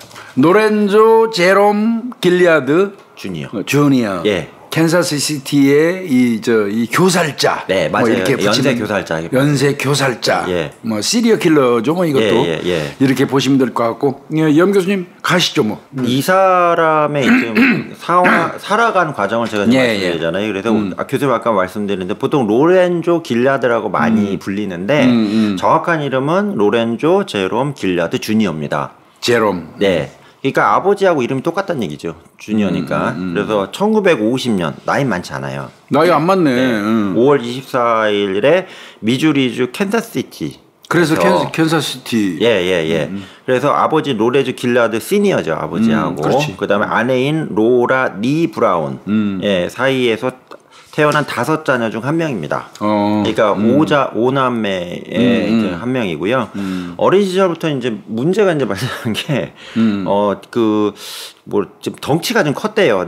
나중에는 뭐 덩치가 큰 걸로 나오진 않는데, 그러니까 어렸을 때는 어린 나이 큰 아이 있잖아요. 아, 맞아. 조숙한 애들. 예. 그래서 좀 덩치가 크다 보니까 공격적인 행동을 많이 했다고 이제 친구들 사이에서 진술이 나중에 조사하는 과정에서 나왔고요. 그 형제들도 다 운동을 잘했대요. 덩어리가 있구나. 예, 그래서 형제들하고 이제 뭐 미식축구나 복싱 이런 것들 하면서 그 학교에서 이제 운동부 활동을 했고요. 또래 아이들보다 이제 덩치가 컸기 때문에 주변에 자꾸 건들고 다녔나 봐요, 학생들은. 동료들을. 그래서 영어로 교수님 그 황소 같은 불리 그러면 욕 분리 하잖아요. 네, 분리 하잖아요. 예. 그래서 불량배라고 보통 많이 번역을 하는데 그런 평판을 얻었다고 합니다. 그리고 이제 학교에서 자꾸 친구를 때리니까 거기도 학폭위가 있잖아요, 교수님. 학폭이 있겠지. 예, 학폭위가 계속 개최가 돼가지고 여러 가지 사유가 한꺼번에 밀접이 돼서 이제 학교에서 퇴출당합니다. 잘린 거죠. 퇴교당하게. 그러니까 퇴학당했구나. 그래서 이제 그 조사상으로는 교수님 드롭아웃이라고 나오는데, 그러니까 중간에서 학업을 포기했다 이렇게 나오는데 실제 조사해 보니까 학업 성적은 거의 학교를 공부를 안 했고요. 두 번째는 뭐냐면 학교를 걸석을 지멋대로 막 했고요. 잘릴 놈이네. 예, 세 번째는 이제 그 중에도 약한 애들만 골라고 때렸다, 악랄하게. 그러니까 이 비열한 거지. 예, 비열하다고 나와요. 그래가지고, 그러니까 어린 아이들 자꾸, 그러니까 키 작은 아이들이나 저학년 아이들 두들겨 패니까 너가 안 돼. 그래가지고. 비열한 새끼니까. 예, 10학년이니까 교수님 한 고등학교 1학년 중3쯤 되겠네요. 이때 이제 아웃당해 버립니다. 그리고 1960년대 중반에 로렌조가 이제 레나힐, 이게 18살 정도로 파악이 되는데, 예, 그래서 레나힐이라는 젊은 여성을 만나갖고요, 교제를 시작을 했고요.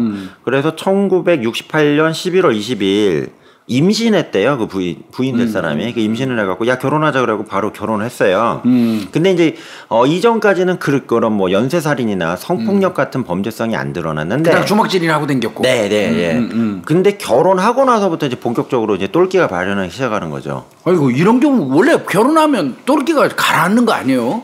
그게 일반적인 걸로 교수님 많이 보셨잖아요. 거꾸로 됐어요. 그러니까 요 케이스가 이제 범죄학자들이 연구하면서 얘가 이제 본격적으로 이제 자기가 포획한 첫 번째 희생자로 첫 번째 부인으로 봐요. 아, 얘 입장에서는 희생자의 한 반열이구나. 예, 죽이진 않았는데 부인이니까 그 뒤에 나오는데 교수님. 그래서 이 부인이 이제 본격적으로 자기랑 뭐 성관계 해줄 수 있는 여성이고 자기를 다 받아줄 수 있잖아요. 그러니까 이때부터 변태성을 키우면서 공격성이 이 첫 번째 부인을 만나면서 발현되지 않았냐 이렇게 분석이 많이 나오더라고요. 레나 헤일을 만나가지고요. 그래서 이제 일탈적인 성행동을 보이기 시작했다. 이렇게 이제 나중에 FBI에서 분석했고요. 본격적으로 이제 범행을 개시한 건 이제 1969년 1월입니다. 그러니까 결혼하고 1년 뒤네요. 그러니까 사실 한 2달, 석 달 후죠. 아, 그 전에 근데 저 통고했잖아요. 예. 그러니까 평소 알고 있던 한 소녀를 심하게 구타하고 성폭행한 혐의로 강도강간이네. 예, 예, 맞아요. 강도강간이에요. 그 캔사스 시티 경찰에 체포가 됩니다. 체포가 되는데 강도상이에요. 예, 근데 이 당시도 우리나라 과거에 교수님 아시겠지만 성폭력 관련해서 이제 합의하면 친고죄 규정이 옛날에 있었잖아요. 여기도 그랬나 봐요. 아, 그랬었어요, 미국도. 예, 그래가지고 사과하고 이제 합의를 하자. 네, 미안하다, 합의하자 그랬더니 또 합의를 덜컥 해줬나 봐요. 그래서 풀려나는 거예요. 예, 고소를 철회해갖고 당사자 합의로 초범 때 경찰에 잡혀갔을 때 풀려납니다. 그 다음에 1년 뒤인 1970년에 이때 좀 황당한 게 뭐냐면 이게 로렌조 사건은 아닌데 로렌조 아버지 있잖아요, 시니어. 노렌조 시니어. 네. 그러니까 얘 아버지죠. 감각절 저질러서 유죄를 받아요. 에이씨, 부전자전이구만. 얘가 20살 때. 부전자전이야. 네. 그리고 좀 세게 했나 봐요. 그래가지고 구속돼버렸구만. 구속이 돼버립니다. 그래서 이제 아버지 이제 깜빵 가버리고요. 참나 이 부자가네. 그렇죠. 뒤에 보면 또 나와요. 가족이 아주 웃겨요, 이 가족이. 그다음에 72년에 그러니까 22살 때네요, 그죠? 만으로. 경찰의 강간 혐의 수사가 또 시작이 돼요. 또 있었구나. 두 번째 사건. 그러니까 69년에 한 건이 있었고요. 72년에 강간으로 수사가 되는데 한 여성이 흑인 남성으로부터 구타 및 성폭행을 당했다. 그리고 목을 졸라서 본인이 기절한 상태에서 죽은 줄 알았는데 살아나서 신고했다. 이런 여성이 하나 나타난 거예요, 캔사스에. 이게 걔예요? 로렌조예요? 그걸로 봐요. 용의자로 지금 올라가 있구나. 네, 그래가지고 이제 어쨌든 여기서 정확하게 얼굴은 모르고 흑인인데 좀 등치도 있고 힘 셌다 막 이러니까 교수님 라인업이라고 아시잖아요. 라인업 과정이. 예, 그래서 이제 비슷하게 생긴 애들 다 잡아다가 쭉 일렬로 세워놓고 이제 찍어. 예. 나 원래 이제 경찰서 가면. 예. 라이너실 아시죠? 네. 라이너실이 이쪽에서는 저 안쪽에 있는 사람 안 보이는데 이쪽에서는 저 안에 있는 사람 다 보여요. 네. 라이너실 이제 그 안쪽에 쭉 세워요. 연건영이 같이 생긴 사람을 한 5명 쭉 세워놓는 거예요. 그럼 찍으세요. 누가 그랬어요? 그럼 이제 찍고 또 한참 지난 다음에 다시 배열을 다시 똑같이 해요. 네. 배열을 또 떼요. 그래서 누구? 그러면 이쪽에다 그 찍게 라이너실 하거든요. 네. 이제 우리 라인업 한다고 라인업이라고 해요, 저희들이. 그래서 라인업을 해요. 했는데 흑인 같은 경우가 라인업이 상당히 어렵대요. 어렵습니다. 어렵죠. 예. 예, 어렵대요. 흑인끼리도 어렵대요. 그래가지고 왜 그러면 피부색이 이들은 그러니까 머리 스타일도 비슷하고. 예, 특징도 이렇게 잡아내기가 좀 어렵고. 맞아요. 예, 그래서 근데 이제 라인업을 여러 번 교수님 하신 대로 4-5번 섞어서 계속 바꿨는데 섞어서 했겠죠. 예. 계속 로렌조를 지목한 거예요. 그건 정확하게 본 거야, 그러면. 그죠. 예. 근데 이제 문제는 뭐냐면 이 로렌조가 뒤에 계속 나오지만 이 변호인을 참 잘 썼대요. 미국은 변호사 뭐. 네, 변호사를 참 잘 써가지고 변호사가 앞에도 첫 번째 사건에서 합의했다고 그랬잖아요. 그래 빼줬잖아. 그것도 이제 변호사가 가서 이제 합의해라, 돈 줄게 뭐 이런 식으로 했고요. 이번 케이스 같은 경우는 이제 변호인 측에서 저 사람이 찝은 거는 그 로렌조라는 사람이 기분 나쁘게 생겨서 그런 거지. 뭐 진술에서 뭐 로렌조 관련된 뭐 특이사항이나 뭐 신체 구조나 이런 거 얘기한 거 없잖냐. 그냥 직접 증거 없다. 라인업에서만 쟤만 찍은 거지. 이게 어떻게 증거가 되냐고 그걸 공략을 한 거예요. 거기서 깨져버렸구나. 거기다 또 여성 입장에서 이제 재판 과정이 들어가니까 변호사가 막 공략을 하잖아요. 그렇죠. 로렌조 측이. 그래서 당하죠. 당신 이 사람 맞아요? 당신 잘못은 위증이야. 사람 잡는 거야. 막 이러니까 여자가 쫄아갖고 이제 거기서 와닥다닥 한 거예요. 문제. 그래서 이게 결과적으로 그 여성 피해 여성의 진술의 신빙성 인정을 못 받아가지고 무혐의로 풀려납니다. 여기서 막을 수 있었는데 여기서 막을 수 있다고 교수님 똑같아요. 이 책 자료를 보면 여기서 만약에 좀 더 검찰이 적극적으로 방어를 하고 공격을 했으면 이 사건은 어떤 살인 미수구잖아요. 목을 그렇죠. 졸랐으니까 막을 수 있었는데 이때가 이제 고삐 풀린 망아지가 됐다. 이런 분석이 나옵니다. 그리고 이제 1년 뒤인 73년도에 이제 본격적으로 이제 본색이 드러나는 게 그 첫 번째 부인 있잖아요. 리나 헤일 있잖아요. 이 부인을 폭행한 혐의로 경찰에 체포가 됩니다. 이 새끼야 이 쓰레기가 나쁜 놈이네 이거. 그래갖고 부인이 이때부터 이제 진술한 거예요. 뭐라고 진술했냐면 결혼 기간 동안 로렌조가 가혹한 신체적 학대, 성적 학대를 계속했다. 때리고 뭐 억지로 성관계하고 뭐 목조로 뭐 이런 것들이 있어서 나 힘들었다 이렇게 했는데 이 당시가 70년대니까 여성 인권이나 이런 게 미국도 약했잖아요. 많이 약했죠. 많이 약했습니다. 그래가지고 그냥 벌금 내 이렇게 하고 아내하고 이제 강제 이혼하는 식으로. 이런 식으로 정리가 됩니다. 그러니까 계속 미꾸라지에서 빠져나가요. 그러네요. 야, 이 새끼. 그다음에 1년 뒤입니다. 74년도에 2월입니다. 예. 이때 25세의 외국의 그러니까 익소틱 댄스라고 그래갖고 그러니까 쉽게 얘기하면 뭐 이제 미국형 댄스가 아니고요. 뭐 발리나 이런 외국인 이런 약간 춤 있잖아요. 이걸 하는 무용수를 강간한 혐의로 체포가 돼요. 이때가 이제 24살 때네요. 그래서 수사 과정에서 댄서는 로렌조 사진을 보고 바로 범인으로 사진을 보고 이번에 지목을 했대요. 아, 그럼 정확하게 본 거야. 예. 딱 뭐 라인업도 필요 없고. 아, 그리고 이제 경찰도 이제 로렌조가 어느 정도 경찰 선상에 올라 있으니까 자료는 많이 있었겠다. 그렇죠. 그때 불려갔으니까 그죠? 사진 같은 것도 확보해서 많이 갖고 있고 예. 요 중에서 한번 보세요 있나 예. 이럴 정도의 자료는 있었겠다. 그래서 이걸 포토그래프 라인업이라고 하는데요. 쫙 깔아놓고 수십 장 깔아놓고 이게 더 정확하다고 그러더라고요. 그 정확하게 사진이 많으니까. 근데 그냥 찝은 거예요. 얘라고. 자료 있는 거 중에 딱. 네, 얘라고 찝었는데 이때는 빼도 박도 못한 거라 찝어서. 이 새끼 이때 갔어야지. 그래갖고 또 강력한 변호사가 나타납니다. 아이씨. 그래갖고 이 변호사가 보면 교수님 들으시면 계속 열받으실 거예요. 그래서 변호사가 나타나가지고 또 합의해요? 그 무용수한테 가서 야 우리 합의해줄게. 또 합의했구만. 제가 좀 그렇잖아. 이렇게 얘기를 한 거예요. 또 합의를 한 거야. 고소치하를. 그래갖고 이게 이제 교수님 이 당시에 소위 말하는 성폭력의 친고죄 문제점을 전형적으로 드러낸 게 로렌조 사건이거든요. 로렌조 사건이 그러네. 그러니까 또 석방 낸 거예요. 하기야 뭐 우리나라도 2014년입니까? 친고죄 없으니 예, 얼마 안 됐죠. 얼마 안 됐으니까. 그러고서 이제 그러다가 이제 같은 해 또 벌어져요. 이제는 왜 얘가 이제는 근접해지네 날짜가. 간땡이가 부기 시작한 것 같아요. 나오니까 이 새끼가 그래가지고 계속 나오니까 합의 보면 되는 이런 거예요. 그래서 이걸 교수님 제가 하나만 비껴간 얘기하면 이 로렌조를 버꾸라지라고 표현하는 게 맞아요. 법을 너무 알아갖고 법을 악용을 해갖고 뭐 합의를 보든가 아니면 변호사 센 사람 사가지고 계속 있잖아요. 이렇게 빠져나가는 이런 패턴으로 얘가 계속 나와요. 정말 나쁜 놈이거든요. 우리 사회에서 법꾸라지처럼 나쁜 새끼들은 없어요. 예. 법을 악용하는 놈들은 법꾸라지라고 그러잖아요. 우리 주변에 많아요. 지금 현재도. 많죠. 법꾸라지 새끼들. 네. 그래서 이 7월 사건도 똑같아요. 그래갖고 로렌조를 체포합니다. 이땐. 그러니까 무슨 얘기냐면 교수님 캔자스 시티 경찰청의 자료를 좀 보면 열받아 죽으려고 그래요. 로렌조. 그러겠네. 이거 속속 빠져나가니까 빼도 박도 못하면 합의해버리고. 예. 좀 약간 진술이 신빙성이 없으면 무혐의를 풀리고. 예. 그러니까 이제 미치고 환장하는 거죠. 그러겠네. 그래서 체포를 했어요. 얘 옳거니하고 했는데 이게 뭐냐면 13살의 여자아이랑 아동 강간이구나. 이건 좀 세지. 아동 강간. 이건 세지. 이건 그때도 에너지가 이건 합의해도 안 되지. 예, 이건 70년도 에너지가 없더라고요. 그래갖고 아동 강간으로 체포를 해요.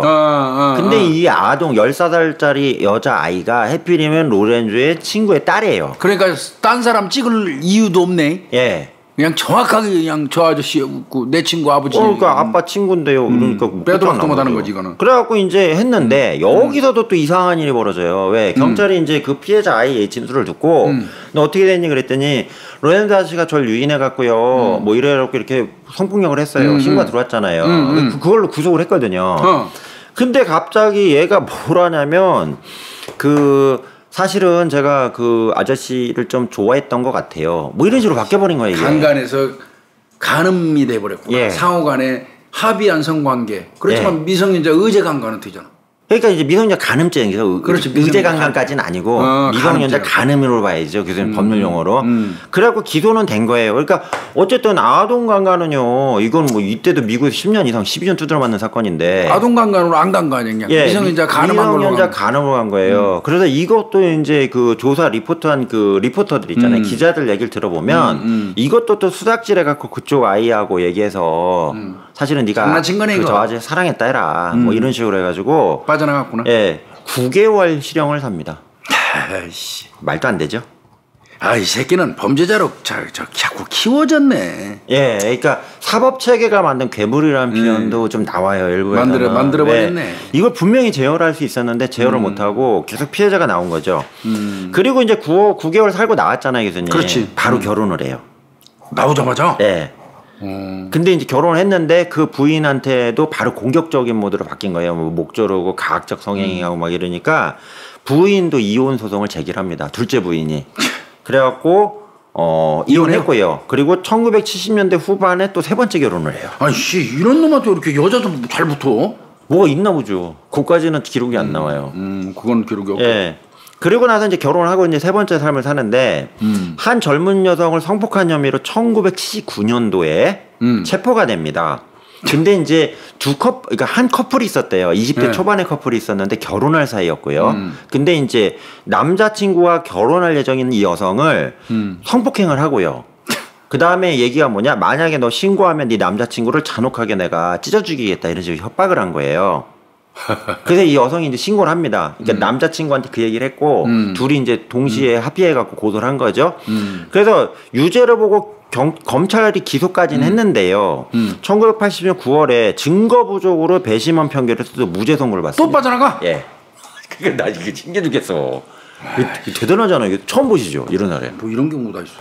그러니까 그 새끼 그동안에 전력만 봐도 이거 이 새끼 아무리 얘기해도 믿어주지도 않을 것 같은데 이 나쁜 놈인데 이거. 그러니까 변호사 이 경우는 엄청 센 사람 쓴 거예요. 왜 그러냐면 두 명이 이제 두 커플이 같이 진술하면서 신고를 해갖고 한 거고 검사가 이번에는 옳거는 이번에는 내가 처벌할 수 있겠구나 해서 지방검사가 기소를 한 거잖아요. 근데 여기서 황당한 건 뭐냐면 이 배심원 판결에서 아 저희는 무죄로 봅니다. 네, 뭐 증거도 없고 저 피해자 진술만 가지고 어떻게 저 사람 유죄가 됩니까? 엄한 사람 때려잡는 겁니다. 이렇게 얘기가 나온 거예요. 그러니까 변호사가 배심원들한테 어필한 거네 그냥 제대로. 그러니까 이거는 이제 주어리 코어디네이터까지 들어간 거죠. 그러니까 미국 사법제도에서 그 암묵적으로 그 비리 집단으로 보이는 게 주어리 코어디네이터라고 있는데 아시죠 교수님? 그러니까 변호사 밑에서 그 배심원들을 로비하는 로비스트 집단이 때문에요. 전문가들이. 그것 때문에 미국 사회에 말이 많잖아요. 네. 그래서 이거가 그런 것도 보고 있어요. 그러니까 얘가 어떻게 해서든 돈을 써가지고 방법을 찾는 거예요, 인간. 야, 이거 교활하네 이거. 네. 그리고 몇 달 뒤인 셋째 부인에 대한 상습 및 중폭행 혐의로 경찰에 구속됐는데 역시 강제 이혼하고 벌금만 내는 조건으로 또 법원에서 내보내줍니다. 이건 내가 보니까 사법 시스템이 키운 악마네 이거.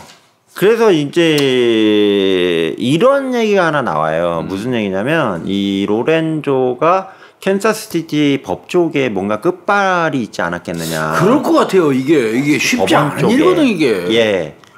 그러니까 계속 나와요. 들어갔다 나오고 들어갔다 나오고 들어갔다 나오고. 아무리 변호사를 선임해서 한다고 그래도 이런 식으로 이렇게 많은 게 쏙쏙쏙 빠져나간다? 전부 다 수법 범죄인데. 네.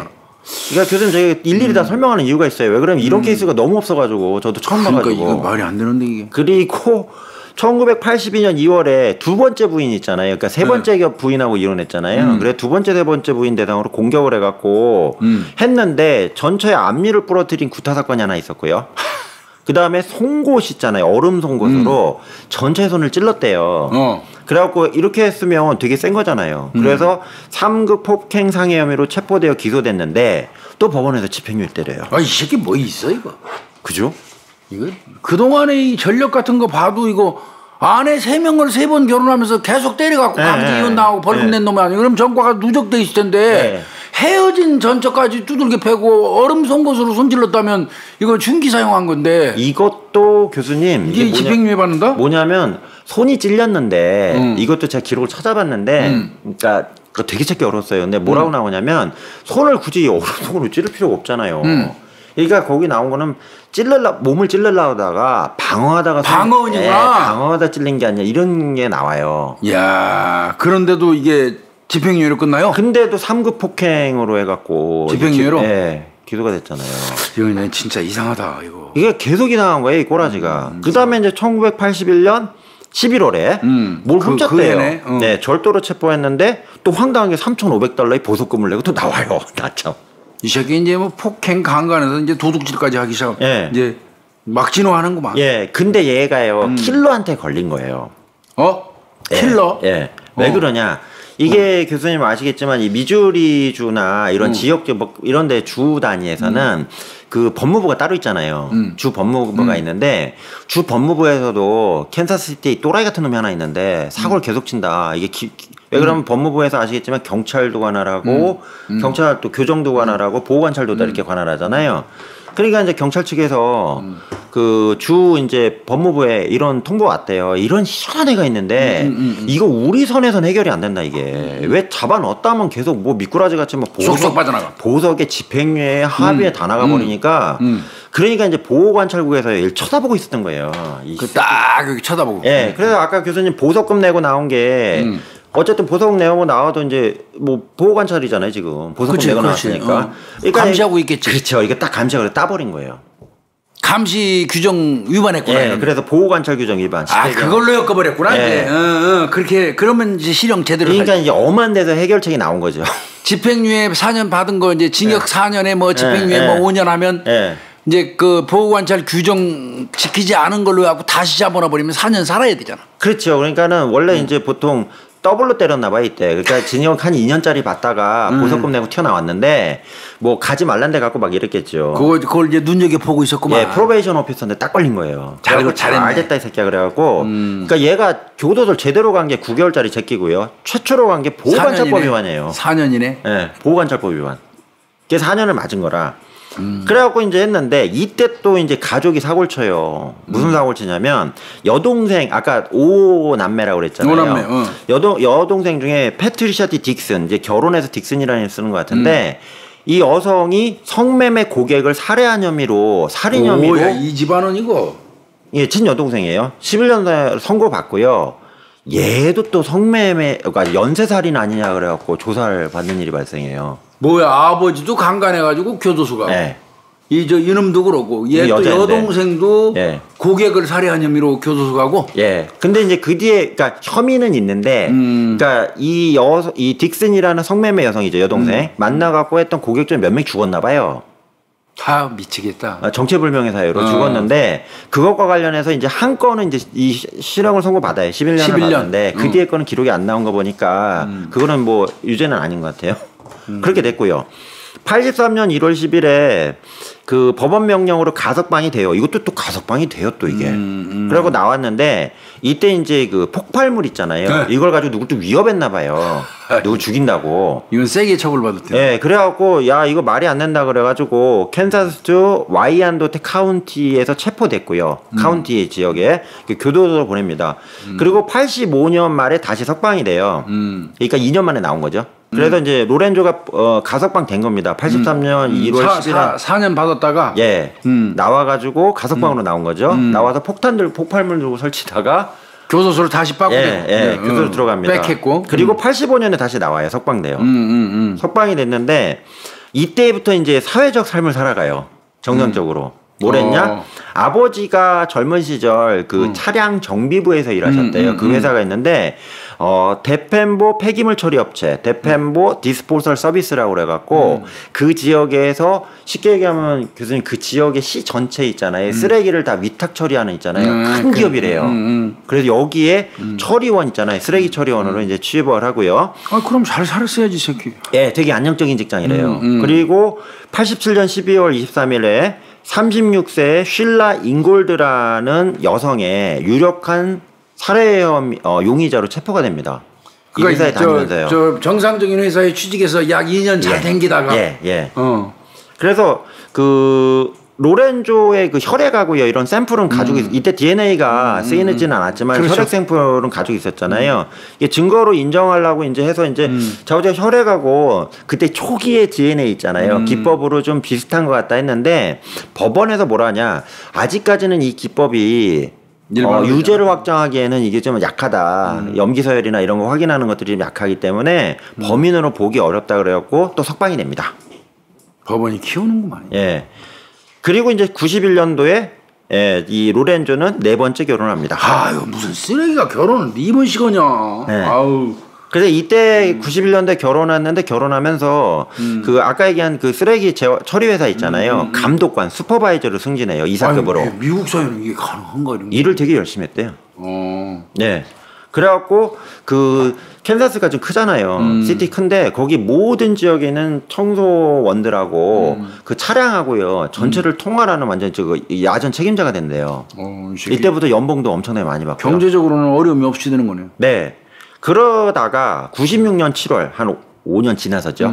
이때 이웃이었던 한 여성이 1995년 9월, 그러니까 96년 7월에 신고가 됐는데 1년 전 사건입니다. 그래서 1995년 9월에 로렌조로부터 성추행을 당했다고 주장하면서 경찰에 신고합니다. 1년 전 사건이라고 해서 96년 7월에요.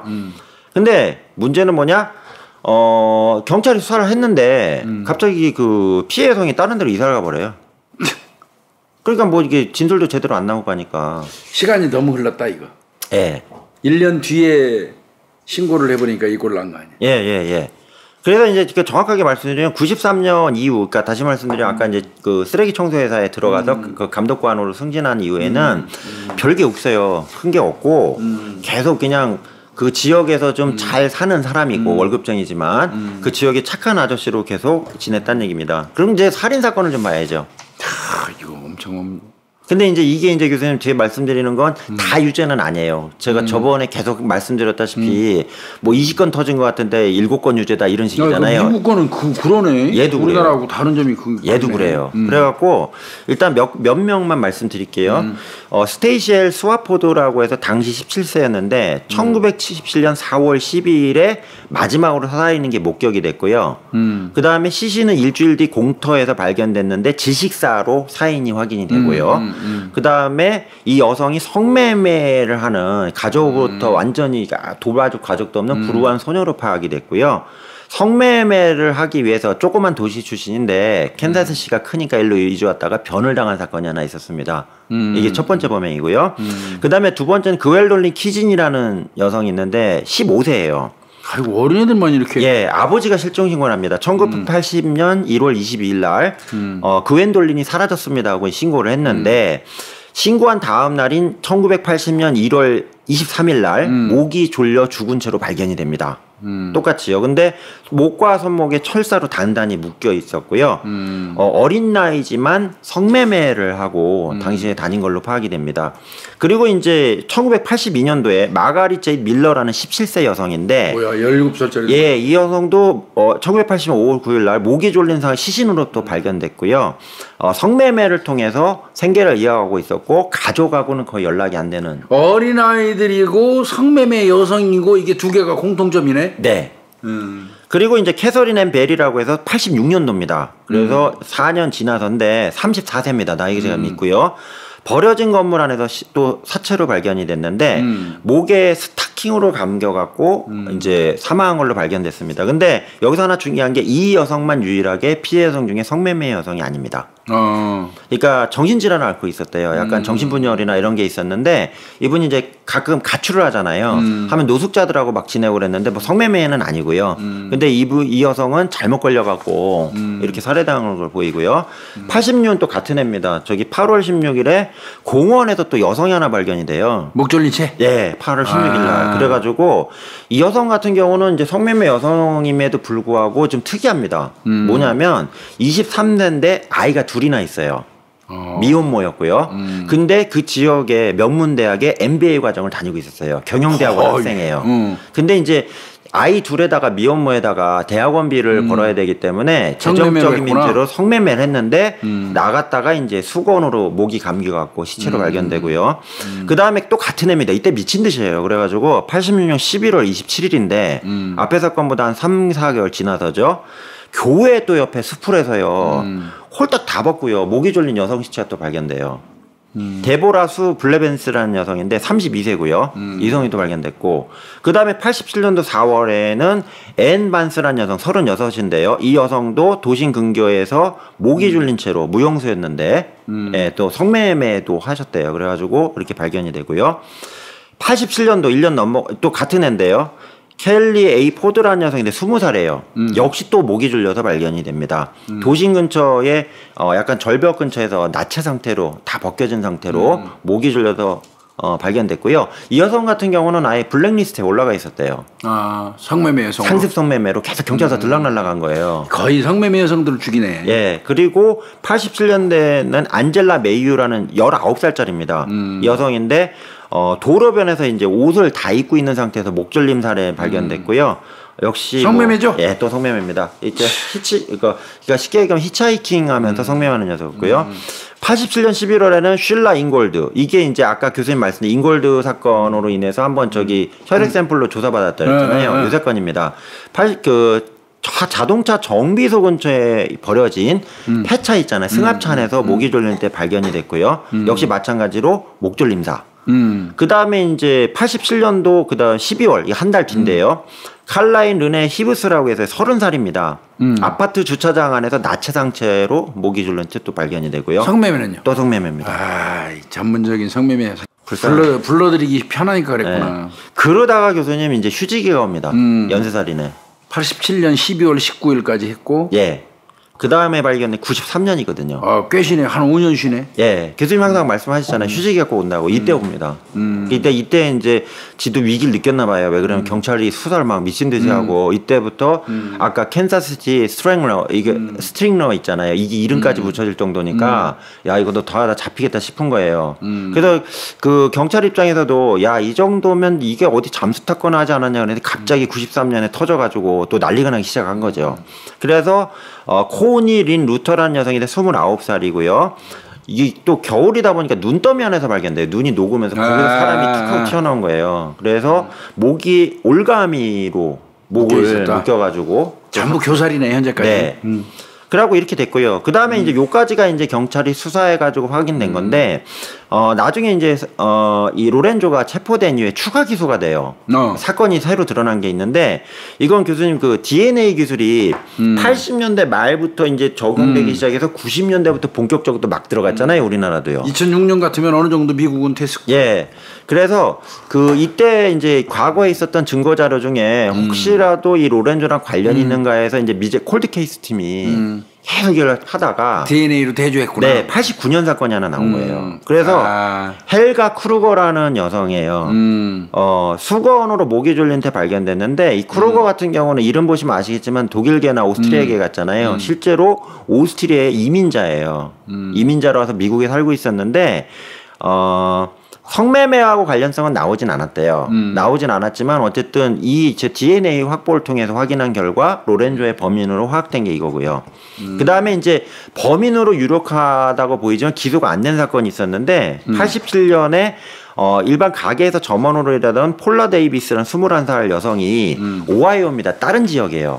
그래서 버려졌는데 경찰이 보기에는 목졸림 살인이나 사체에 놓여진 어떤 패턴을 놓고 봤을 때는 로렌조가 한 걸로 보이지만 지역적으로 좀 멀리 떨어져 있기 때문에 예, 연관성이 좀 어려워갖고 기소를 포기한 이런 사건까지 있었다는 얘기입니다. 그래서 이러한 내용들을 다 보면 교수님 아시겠지만 목 졸라서 자기가 쾌감을 느끼는 거고요. 그리고 신고를 잘 안 하거나 가족들이 신경을 안 쓰는 성매매 여성을 집중적으로 했고요. 어린애들이부터. 네, 그리고 나이가 어린 성매매 여성을 집중적으로 공격했다 이럽니다. 이게 어떻게 검거가 되냐? 이 검거가 신기하게 됩니다. 2001년에 교수님 캔사스시 경찰국이 진짜 열이 받았잖아요. 열이 받아갖고 어떻게 했냐?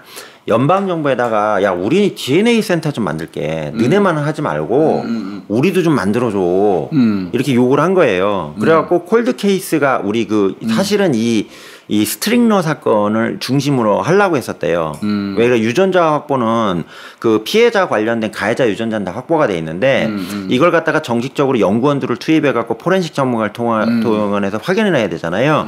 돈을 줘 그런 거예요. 그래서 그 수백만 달러의 연방 보조금을 신청했는데 이게 온 거예요. 예, 와가지고 전문 수사센터를 2004년도부터 본격적으로 운영을 합니다. 그래서 이때 이제 그 생화학 연구하는 사람이나 뭐 생물학이나 이런 막 연구원들 뽑은 거예요. 그래갖고 했는데 2004년 그때 만들어진 5월에 콜드 케이스 수사팀이 12건의 여성 관련 미제 사건 혈행과 유전자 관련 자료를요 전부 다 갖다 준 거예요 센터에다가. 그동안 이제 미제로 남아 있는 거. 예. 그래서 했는데 그 중에 6건이 짜잔하고 나온 거예요. 12건 중에. 네. 그게 누구랑 왔냐? 아까 얘기한 로렌조 있잖아요. DNA가 일치해. 예, 로렌조랑 12건 중에 6건이 일치합니다. 이렇게 나온 거예요. 그러니까 아까 실라 잉골드 사건 있잖아요. 그때 그 잉골드 사건 때 혈액 샘플 다 채취해가지고 가지고 있었거든요. 그래가지고 대조하는 과정에서 일단 6건은 정확하게 로렌조랑 일치한다. 이렇게 된 거예요. 그러니까 뭐 하나 많아져. 그래갖고 경찰이 한 5일 정도를 따라다녔대요. 얘를 예, 이미 나왔고요. DNA 유전자는 나왔고 얘가 이제 어떤 상태인지 파악을 했는데 극도로 아주 그냥 평범하게 살고 또 아주 선한 그 쓰레기 그 대형 쓰레기 청소 회사에 감독관으로 있으니까 처음에 그랬대요. 야, 이게 얘가 맞나 싶기도 했대요. 근데 어쨌든 걔가 이제 한 거로 보이잖아요. 그래가지고 경찰이 로렌조를 2004년 4월 16일에 바로 체포를 해버려요. 체포해가지고 12건의 1급 살인 혐의로 기소를 합니다. 아까 12건 있잖아요. 아까 앞에 다뤘던 거. 예, 싹 기소를 합니다. 했는데 당시에 이제 벤츠를 2대나 가지고 있었고요. 자기 명의에 잘 살았다는 얘기죠. 그리고 기업 중역으로 잘 살고 있었고 주변에 친절하고 심지어는 이제 뭐 사회봉사도 했대요. 그 사람들 입장에서는 야 말이 돼 걔가 무슨 12명의 여자를 죽여 이런 식으로 이제 그 지역에서는 좀 시끄러운 사건이었다는 얘기입니다. 그래갖고 이제 어쨌든 2004년 4월 16일 체포가 됐잖아요, 교수님. 근데 이제 재판이 2007년에 열려요. 그럼 12건으로 기소한 거네? 예, 그러니까 체포는 2004년에 됐는데 재판이 본격적으로 열린 건 2007년입니다. 3년의 갭이 있죠. 그 왜 그랬냐? 계속 기소를 하려는데 아까 6건은 6건인데 보강수사 해야 되고 그다음에 추가로 또 조사해갖고 이거 증거가 이렇게 나왔는데 오래 걸려요 이런 건. 엉꾸엉꾸 하다 보니까 3년이랑 얘가 이제 교도소에 대기를 탄 거죠.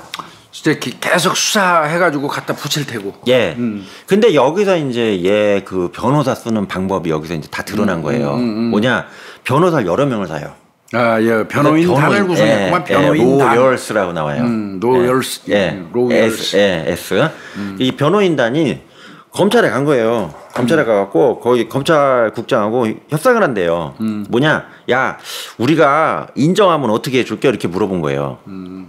예. 그러니까 검사가 인정하고 안 하고 뭔 관계야 그랬더니 그거 눈엔 유전자 가지고 얘기하는 거지. 우리가 시원하게 뿌려줄게. 대신 조건이 있는데 붙닥자마자 배심원을 좀 빼면 안 될까 이걸 요구를 하는 거예요. 플리바겐이 있네. 예. 배심원 빼달라 이거고요. 두 번째는 종신형으로 선고해줘. 우리가 7건 인정할게. 사형만 해주지 마라. 이런 거예요. 그러니까 이 쓰레기 같은 놈이 변호사하고 얘기해갖고 사형을 피하려고 7건을 인정할 테니 나의 사형을 면하게 해주고 혹시라도 배심원들 아시잖아요. 열받으면 사형해달라고 할 수 있잖아요. 그러니까 배심원을 뺀 상태로 재판을 받게 해달라. 이런 식으로 요구한 겁니다. 이 검찰을 받아들여요. 왜 그러면 일단은 저기 7건을 오케이 시원하게 얘기를 하니까 12건 인정 반대라 뭐 7건 받으나 이 새끼 처리할 수는 있지. 네. 그래도 그건 아닌 것 같은데. 아이. 그래서 어쨌든 피해자가 억울하잖아. 네, 어쨌든 교수님 이제 중요한 게 그래갖고 이제 DNA 있잖아요. 이걸 기본으로 해갖고 맞췄고요. 맞췄고 거기서 로렌조가 나 이거 범행한 거 맞아요. 나 맞으니까 나 그냥 처벌해 주세요. 그렇게 얘기한 겁니다.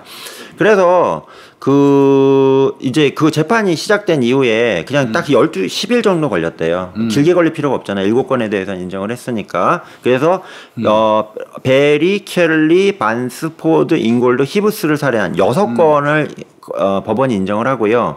이거에 따라서 이제 라이프 임프리스먼트 위다웃 페롤 그래서 가석방 없는 종신형 선고를 받게 됩니다. 그러니까 원래 7건이 기소가 됐는데 문제는 뭐냐면 그 정액이 발견되지 않은 사건이 있어요. 메이유라는 여성이요. 정액이 발견이 아니라 머리카락은 나왔는데 이 당시 유전자 기술이 머리카락 안에까지 막 파가지고 DNA 못 예, 이것까지는 이게 기술이 안 됐대요. 아 그럼 6명이면 저 플리바겐이 받아주지 말고 그냥 사형을 시켜버리지 검찰에서 차라리. 그러니까 그 변호사가 셌나 보죠 거기도. 아이씨. 변호인 단이라고 그러잖아요. 이땐 또 돈도 많았잖아요. 화딱지나네 이거. 네, 연봉이 꽤 셌나 봐요. 이런 새끼는 뭐 플리바겐이 받아줘. 그 6건으로 해도 사형감이구만. 네, 원래는 사형인데. 12건으로 받는데 그 중에서 7건 인정한다고 해서 플리바겐이 간 거 아니야? 네. 그럼 안 받아주고 사형해버렸어야 되는데 몇 명 죽인가라도 입증해서. 그렇죠. 그래갖고 교수님 미주리, 그러니까 웨스턴 미주리 주립교도소 있어요. 샌데인데 여기 이제 재판받는 동안에 거기다가 이제 가석방남 종신이 돼갖고 중교도소입니다. 크로스로드 주립교도소라고 일로 이송이 돼갖고 지금 살고 있어요. 지금까지? 예. 근데 아씨 이건 좀 그렇다. 근데 이제 몇 가지 좀 정리해서 말씀드리면 첫 번째로는 뭐냐면 이 인간이 있잖아요. 그러니까 연쇄살인범 중에 그러니까 그 삶의 과정에서 이제 그 자기 인생의 변곡점하고 연쇄살인하고 보통 관계가 많거든요. 근데 얘는 그게 관계 없어요. 그러네. 뭐 그냥 걸리는 족족 있잖아요. 나 오늘 좀 하나 죽여야 될 것 같은데 이렇게 해서 공격을 했고요. 두 번째는 뭐냐면 이 비판을 받는 대표적인 내용이 부인 4명이랑 결혼했잖아요. 그러니까요. 근데 네 번째 부인은 좀 빠지고요. 첫 번째, 두 번째, 세 번째 부인은 전부 다 공격적인 성관계 내지는 모골조림이나 이런 그 공격적인 것들 있잖아요. 죽이진 않았지만 가학적인 성관계하는 네. 이게 전조 증상이 다 있었음에도 불구하고 법원에서는 당시에 가정폭력 사건으로 봐서 경미하게 처벌한 게 이게 이를 키우지 않았냐 이런 거고요. 세 번째는 뭐냐면 이 캔사스시 경찰국도 상당히 좀 욕을 많이 먹은 게 미주리 주경찰하고요. 이런 피해 여성들이 전부 다 아까 말씀 성매매 여성이나 다 성매매고요. 대부분이 가족들이 전혀 연락이 안 되는 두절된 상태의 여성들이 압도적으로 많았거든요. 그러니까 수사를 아예 본부를 설치해 갖고 지속적으로 이 사건을 완전 미제 사건을 해 갖고 집중력 형사를 투입했어야 됐는데 아까 전에도 한 사건 몇 개 있었잖아요. 아니면 말고 뭐 이건 뭐 유족들도 나타나지도 않고 그러니까 그냥 뭐 아니겠지 하고 그냥 넘어간 이런 사건이 이 문제였다는 얘기입니다. 그리고 세 번째는 그 가장 황당한 건데 이 친구가 가족들이 막 아버지도 막 살인도 저지르고 막 저기 여동생도 살인도 저지르고 막 그랬잖아요. 근데 이게 그 가족 간에 그 지금은 관리가 되는데 가족 전체가 이제 이런 그 마약 범죄나 이 범죄 패밀리 있잖아요. 이런 경우에는 관리가 되는 데도 있었대요, 이 당시에는. 근데 이 케이스 같은 경우에는 아버지도 그런 범죄를 저지르고 또는 여동생도 연쇄살인으로 보이는 범죄자인데도 불구하고 이런 부분에 대해서 이 놓친 부분, 이 부분에 대해서도 좀 비판을 받고 있고요. 마지막 하나만 더 말씀드리면 이 인간이 나중에 이제 연쇄살인만을 살인범들하고 미국 법무부에 허가를 받아갔고요. 인터뷰라는 미국 기자가 하나 있었어요. 영국에 기자가 있었는데 이 미친 새끼가 뭘 하냐면 그거 다 찍혀갖고 TV에 나왔거든요. 거기 뭐라고 나오냐? 나는 저기 법원에서 하도 뭐라고 지랄지랄하고 검사가 지랄지랄하니까 유죄 인정을 하긴 했는데 난 그런 적 없어요. 이렇게 인터뷰를 했는데 DNA가 나왔는데도 네 이걸 갖다가 이제 방송에 나간 거예요. BBC부터 이제 영국에 나가니까 전 세계에서 난리가 난 겁니다. 이런 쓰레기 같은 놈이 다 있냐고. 그래갖고 얘 저기 왜 가석방 없는 종신형을 했냐 이런 놈 사형을 시켜야지 저렇게 뻔뻔한데 그래서 이 공분을 일으킨 지금 사례입니다. 근데 아주 건강하게 잘 지내고 있대요. 이 새끼는 내가 볼 때는 사법제도가 만든 연쇄살인범이에요. 교수님 그렇게 분석하시죠? 그렇게밖에 볼 수 없네요, 이거는. 네. 계속 빠져나가잖아요, 미꾸라지가. 그리고 아마 경찰에서 얘가 아까 스트링어라고 그랬잖아요, 스트링어. 네. 스트링어 같으면 묶는 방법도 같거든요. 매듭을 하는 거 유사하고 그래서 아마 수법 연구도 해가지고 경찰이 맞췄을 것 같은데. 네, 묶는 방법도 동일했대요. 강도하고 교수님 말씀하신 그대로 나와요. 아니 그럼 7건 뭐하러 12건을 그 수사당국에서 뽑아가지고 그 중에서 몇 건만 입증해도 이 새끼 넥타이 공장 보낼 수 있는데 7건 풀어주는 조건으로 분리방해닝 해가지고 결국 또 법정에서 증거 부족해갖고 이 6건밖에 안 된 거예요. 네. 그래서 이게 두 가지가 수사에 문제가 있는데 첫 번째는 당시에 이제 성매매 여성들이 계속 당했잖아요. 거의 성매매 여성. 그래서 캔사스시 경찰국에서 형사팀 중에 이걸 잡겠다고 의지를 불사하는 형사가 몇 명씩 있었대요. 다 있겠죠. 뭐 경찰이랑 다르겠어요. 근데 이들이 이제 실수한 포인트가 뭐였냐면 성매매 여성하고 자주 접근을 하는 상습적인 성매수 전과자 있잖아요. 이들이나 폭력 전과가 많은 사람을 집중으로 해서 이제 포커스를 잡아서 수사를 하다 보니까 이 로렌조가 좀 빠져나갔다는 부분. 이게 좀 하나 있고요. 또 하나는 로렌조가 이걸 벗어날 목적으로 유부남으로 가장을 해서 살지 않았냐 이렇게 분석하는 분도 있어요. 뭐 회사에서는 위치 딱 잡고 있고. 네, 왜 그러면 결혼한 사람이기 때문에 맞아요. 결혼한 사람 저런 가정이 있는 사람이 저런 일을 저지르겠냐 이래서 결혼했기 때문에 이 새끼는 나름대로 이게 방어막이야. 예, 그래서 4번을 계속 이혼하고 결혼한 게 그걸 기반으로 해서 이렇게 하지 않았냐 이렇게 보여집니다. 참 나쁜 놈이에요. 야 이런 놈이 좀 살아있다니 참 이것도. 노렌조 제롬 길리아드 주니어. 캔사스시티 스트링어. 그 얼굴도 봐도 선하게 생겼잖아요. 멀쩡하게 생겼어요. 예, 멀쩡하게 생겼는데. 그래요. 아이고 오늘도 또 아니 미국의 연살인범만 다 연구해도 책 몇 권 나오겠는데. 그러니까 교수님 보시면 이 말만 할게요, 교수님. 연쇄살인 그렇게 잘 잡는 게 미국 같잖아요. 가장 못 잡네. 이게 지금 사법제도가 다 벌려놓은 거야, 이 꼬라지를. 사법제도도 사법제도고 저 근저에 깔려 있는 거는 경찰이 수사를 개판으로 하는. 예, 그래서 이 인간 같은 경우는 진짜 제가 이렇게 봐도 4-5번에 그러면 장기 형량을 복역시킬 수 있는 방법이 있었는데 그거 다 빠져나가. 나오고 나자마자 사람이 다 죽어버린 거죠. 안타깝습니다. 예, 아이고 참. 예, 오늘 외국의 연살인범 그 시리즈죠. 네. 염 교수님 조사하느라고 고생했습니다. 열심히 했습니다. 마치겠습니다. 감사합니다. 예, 예.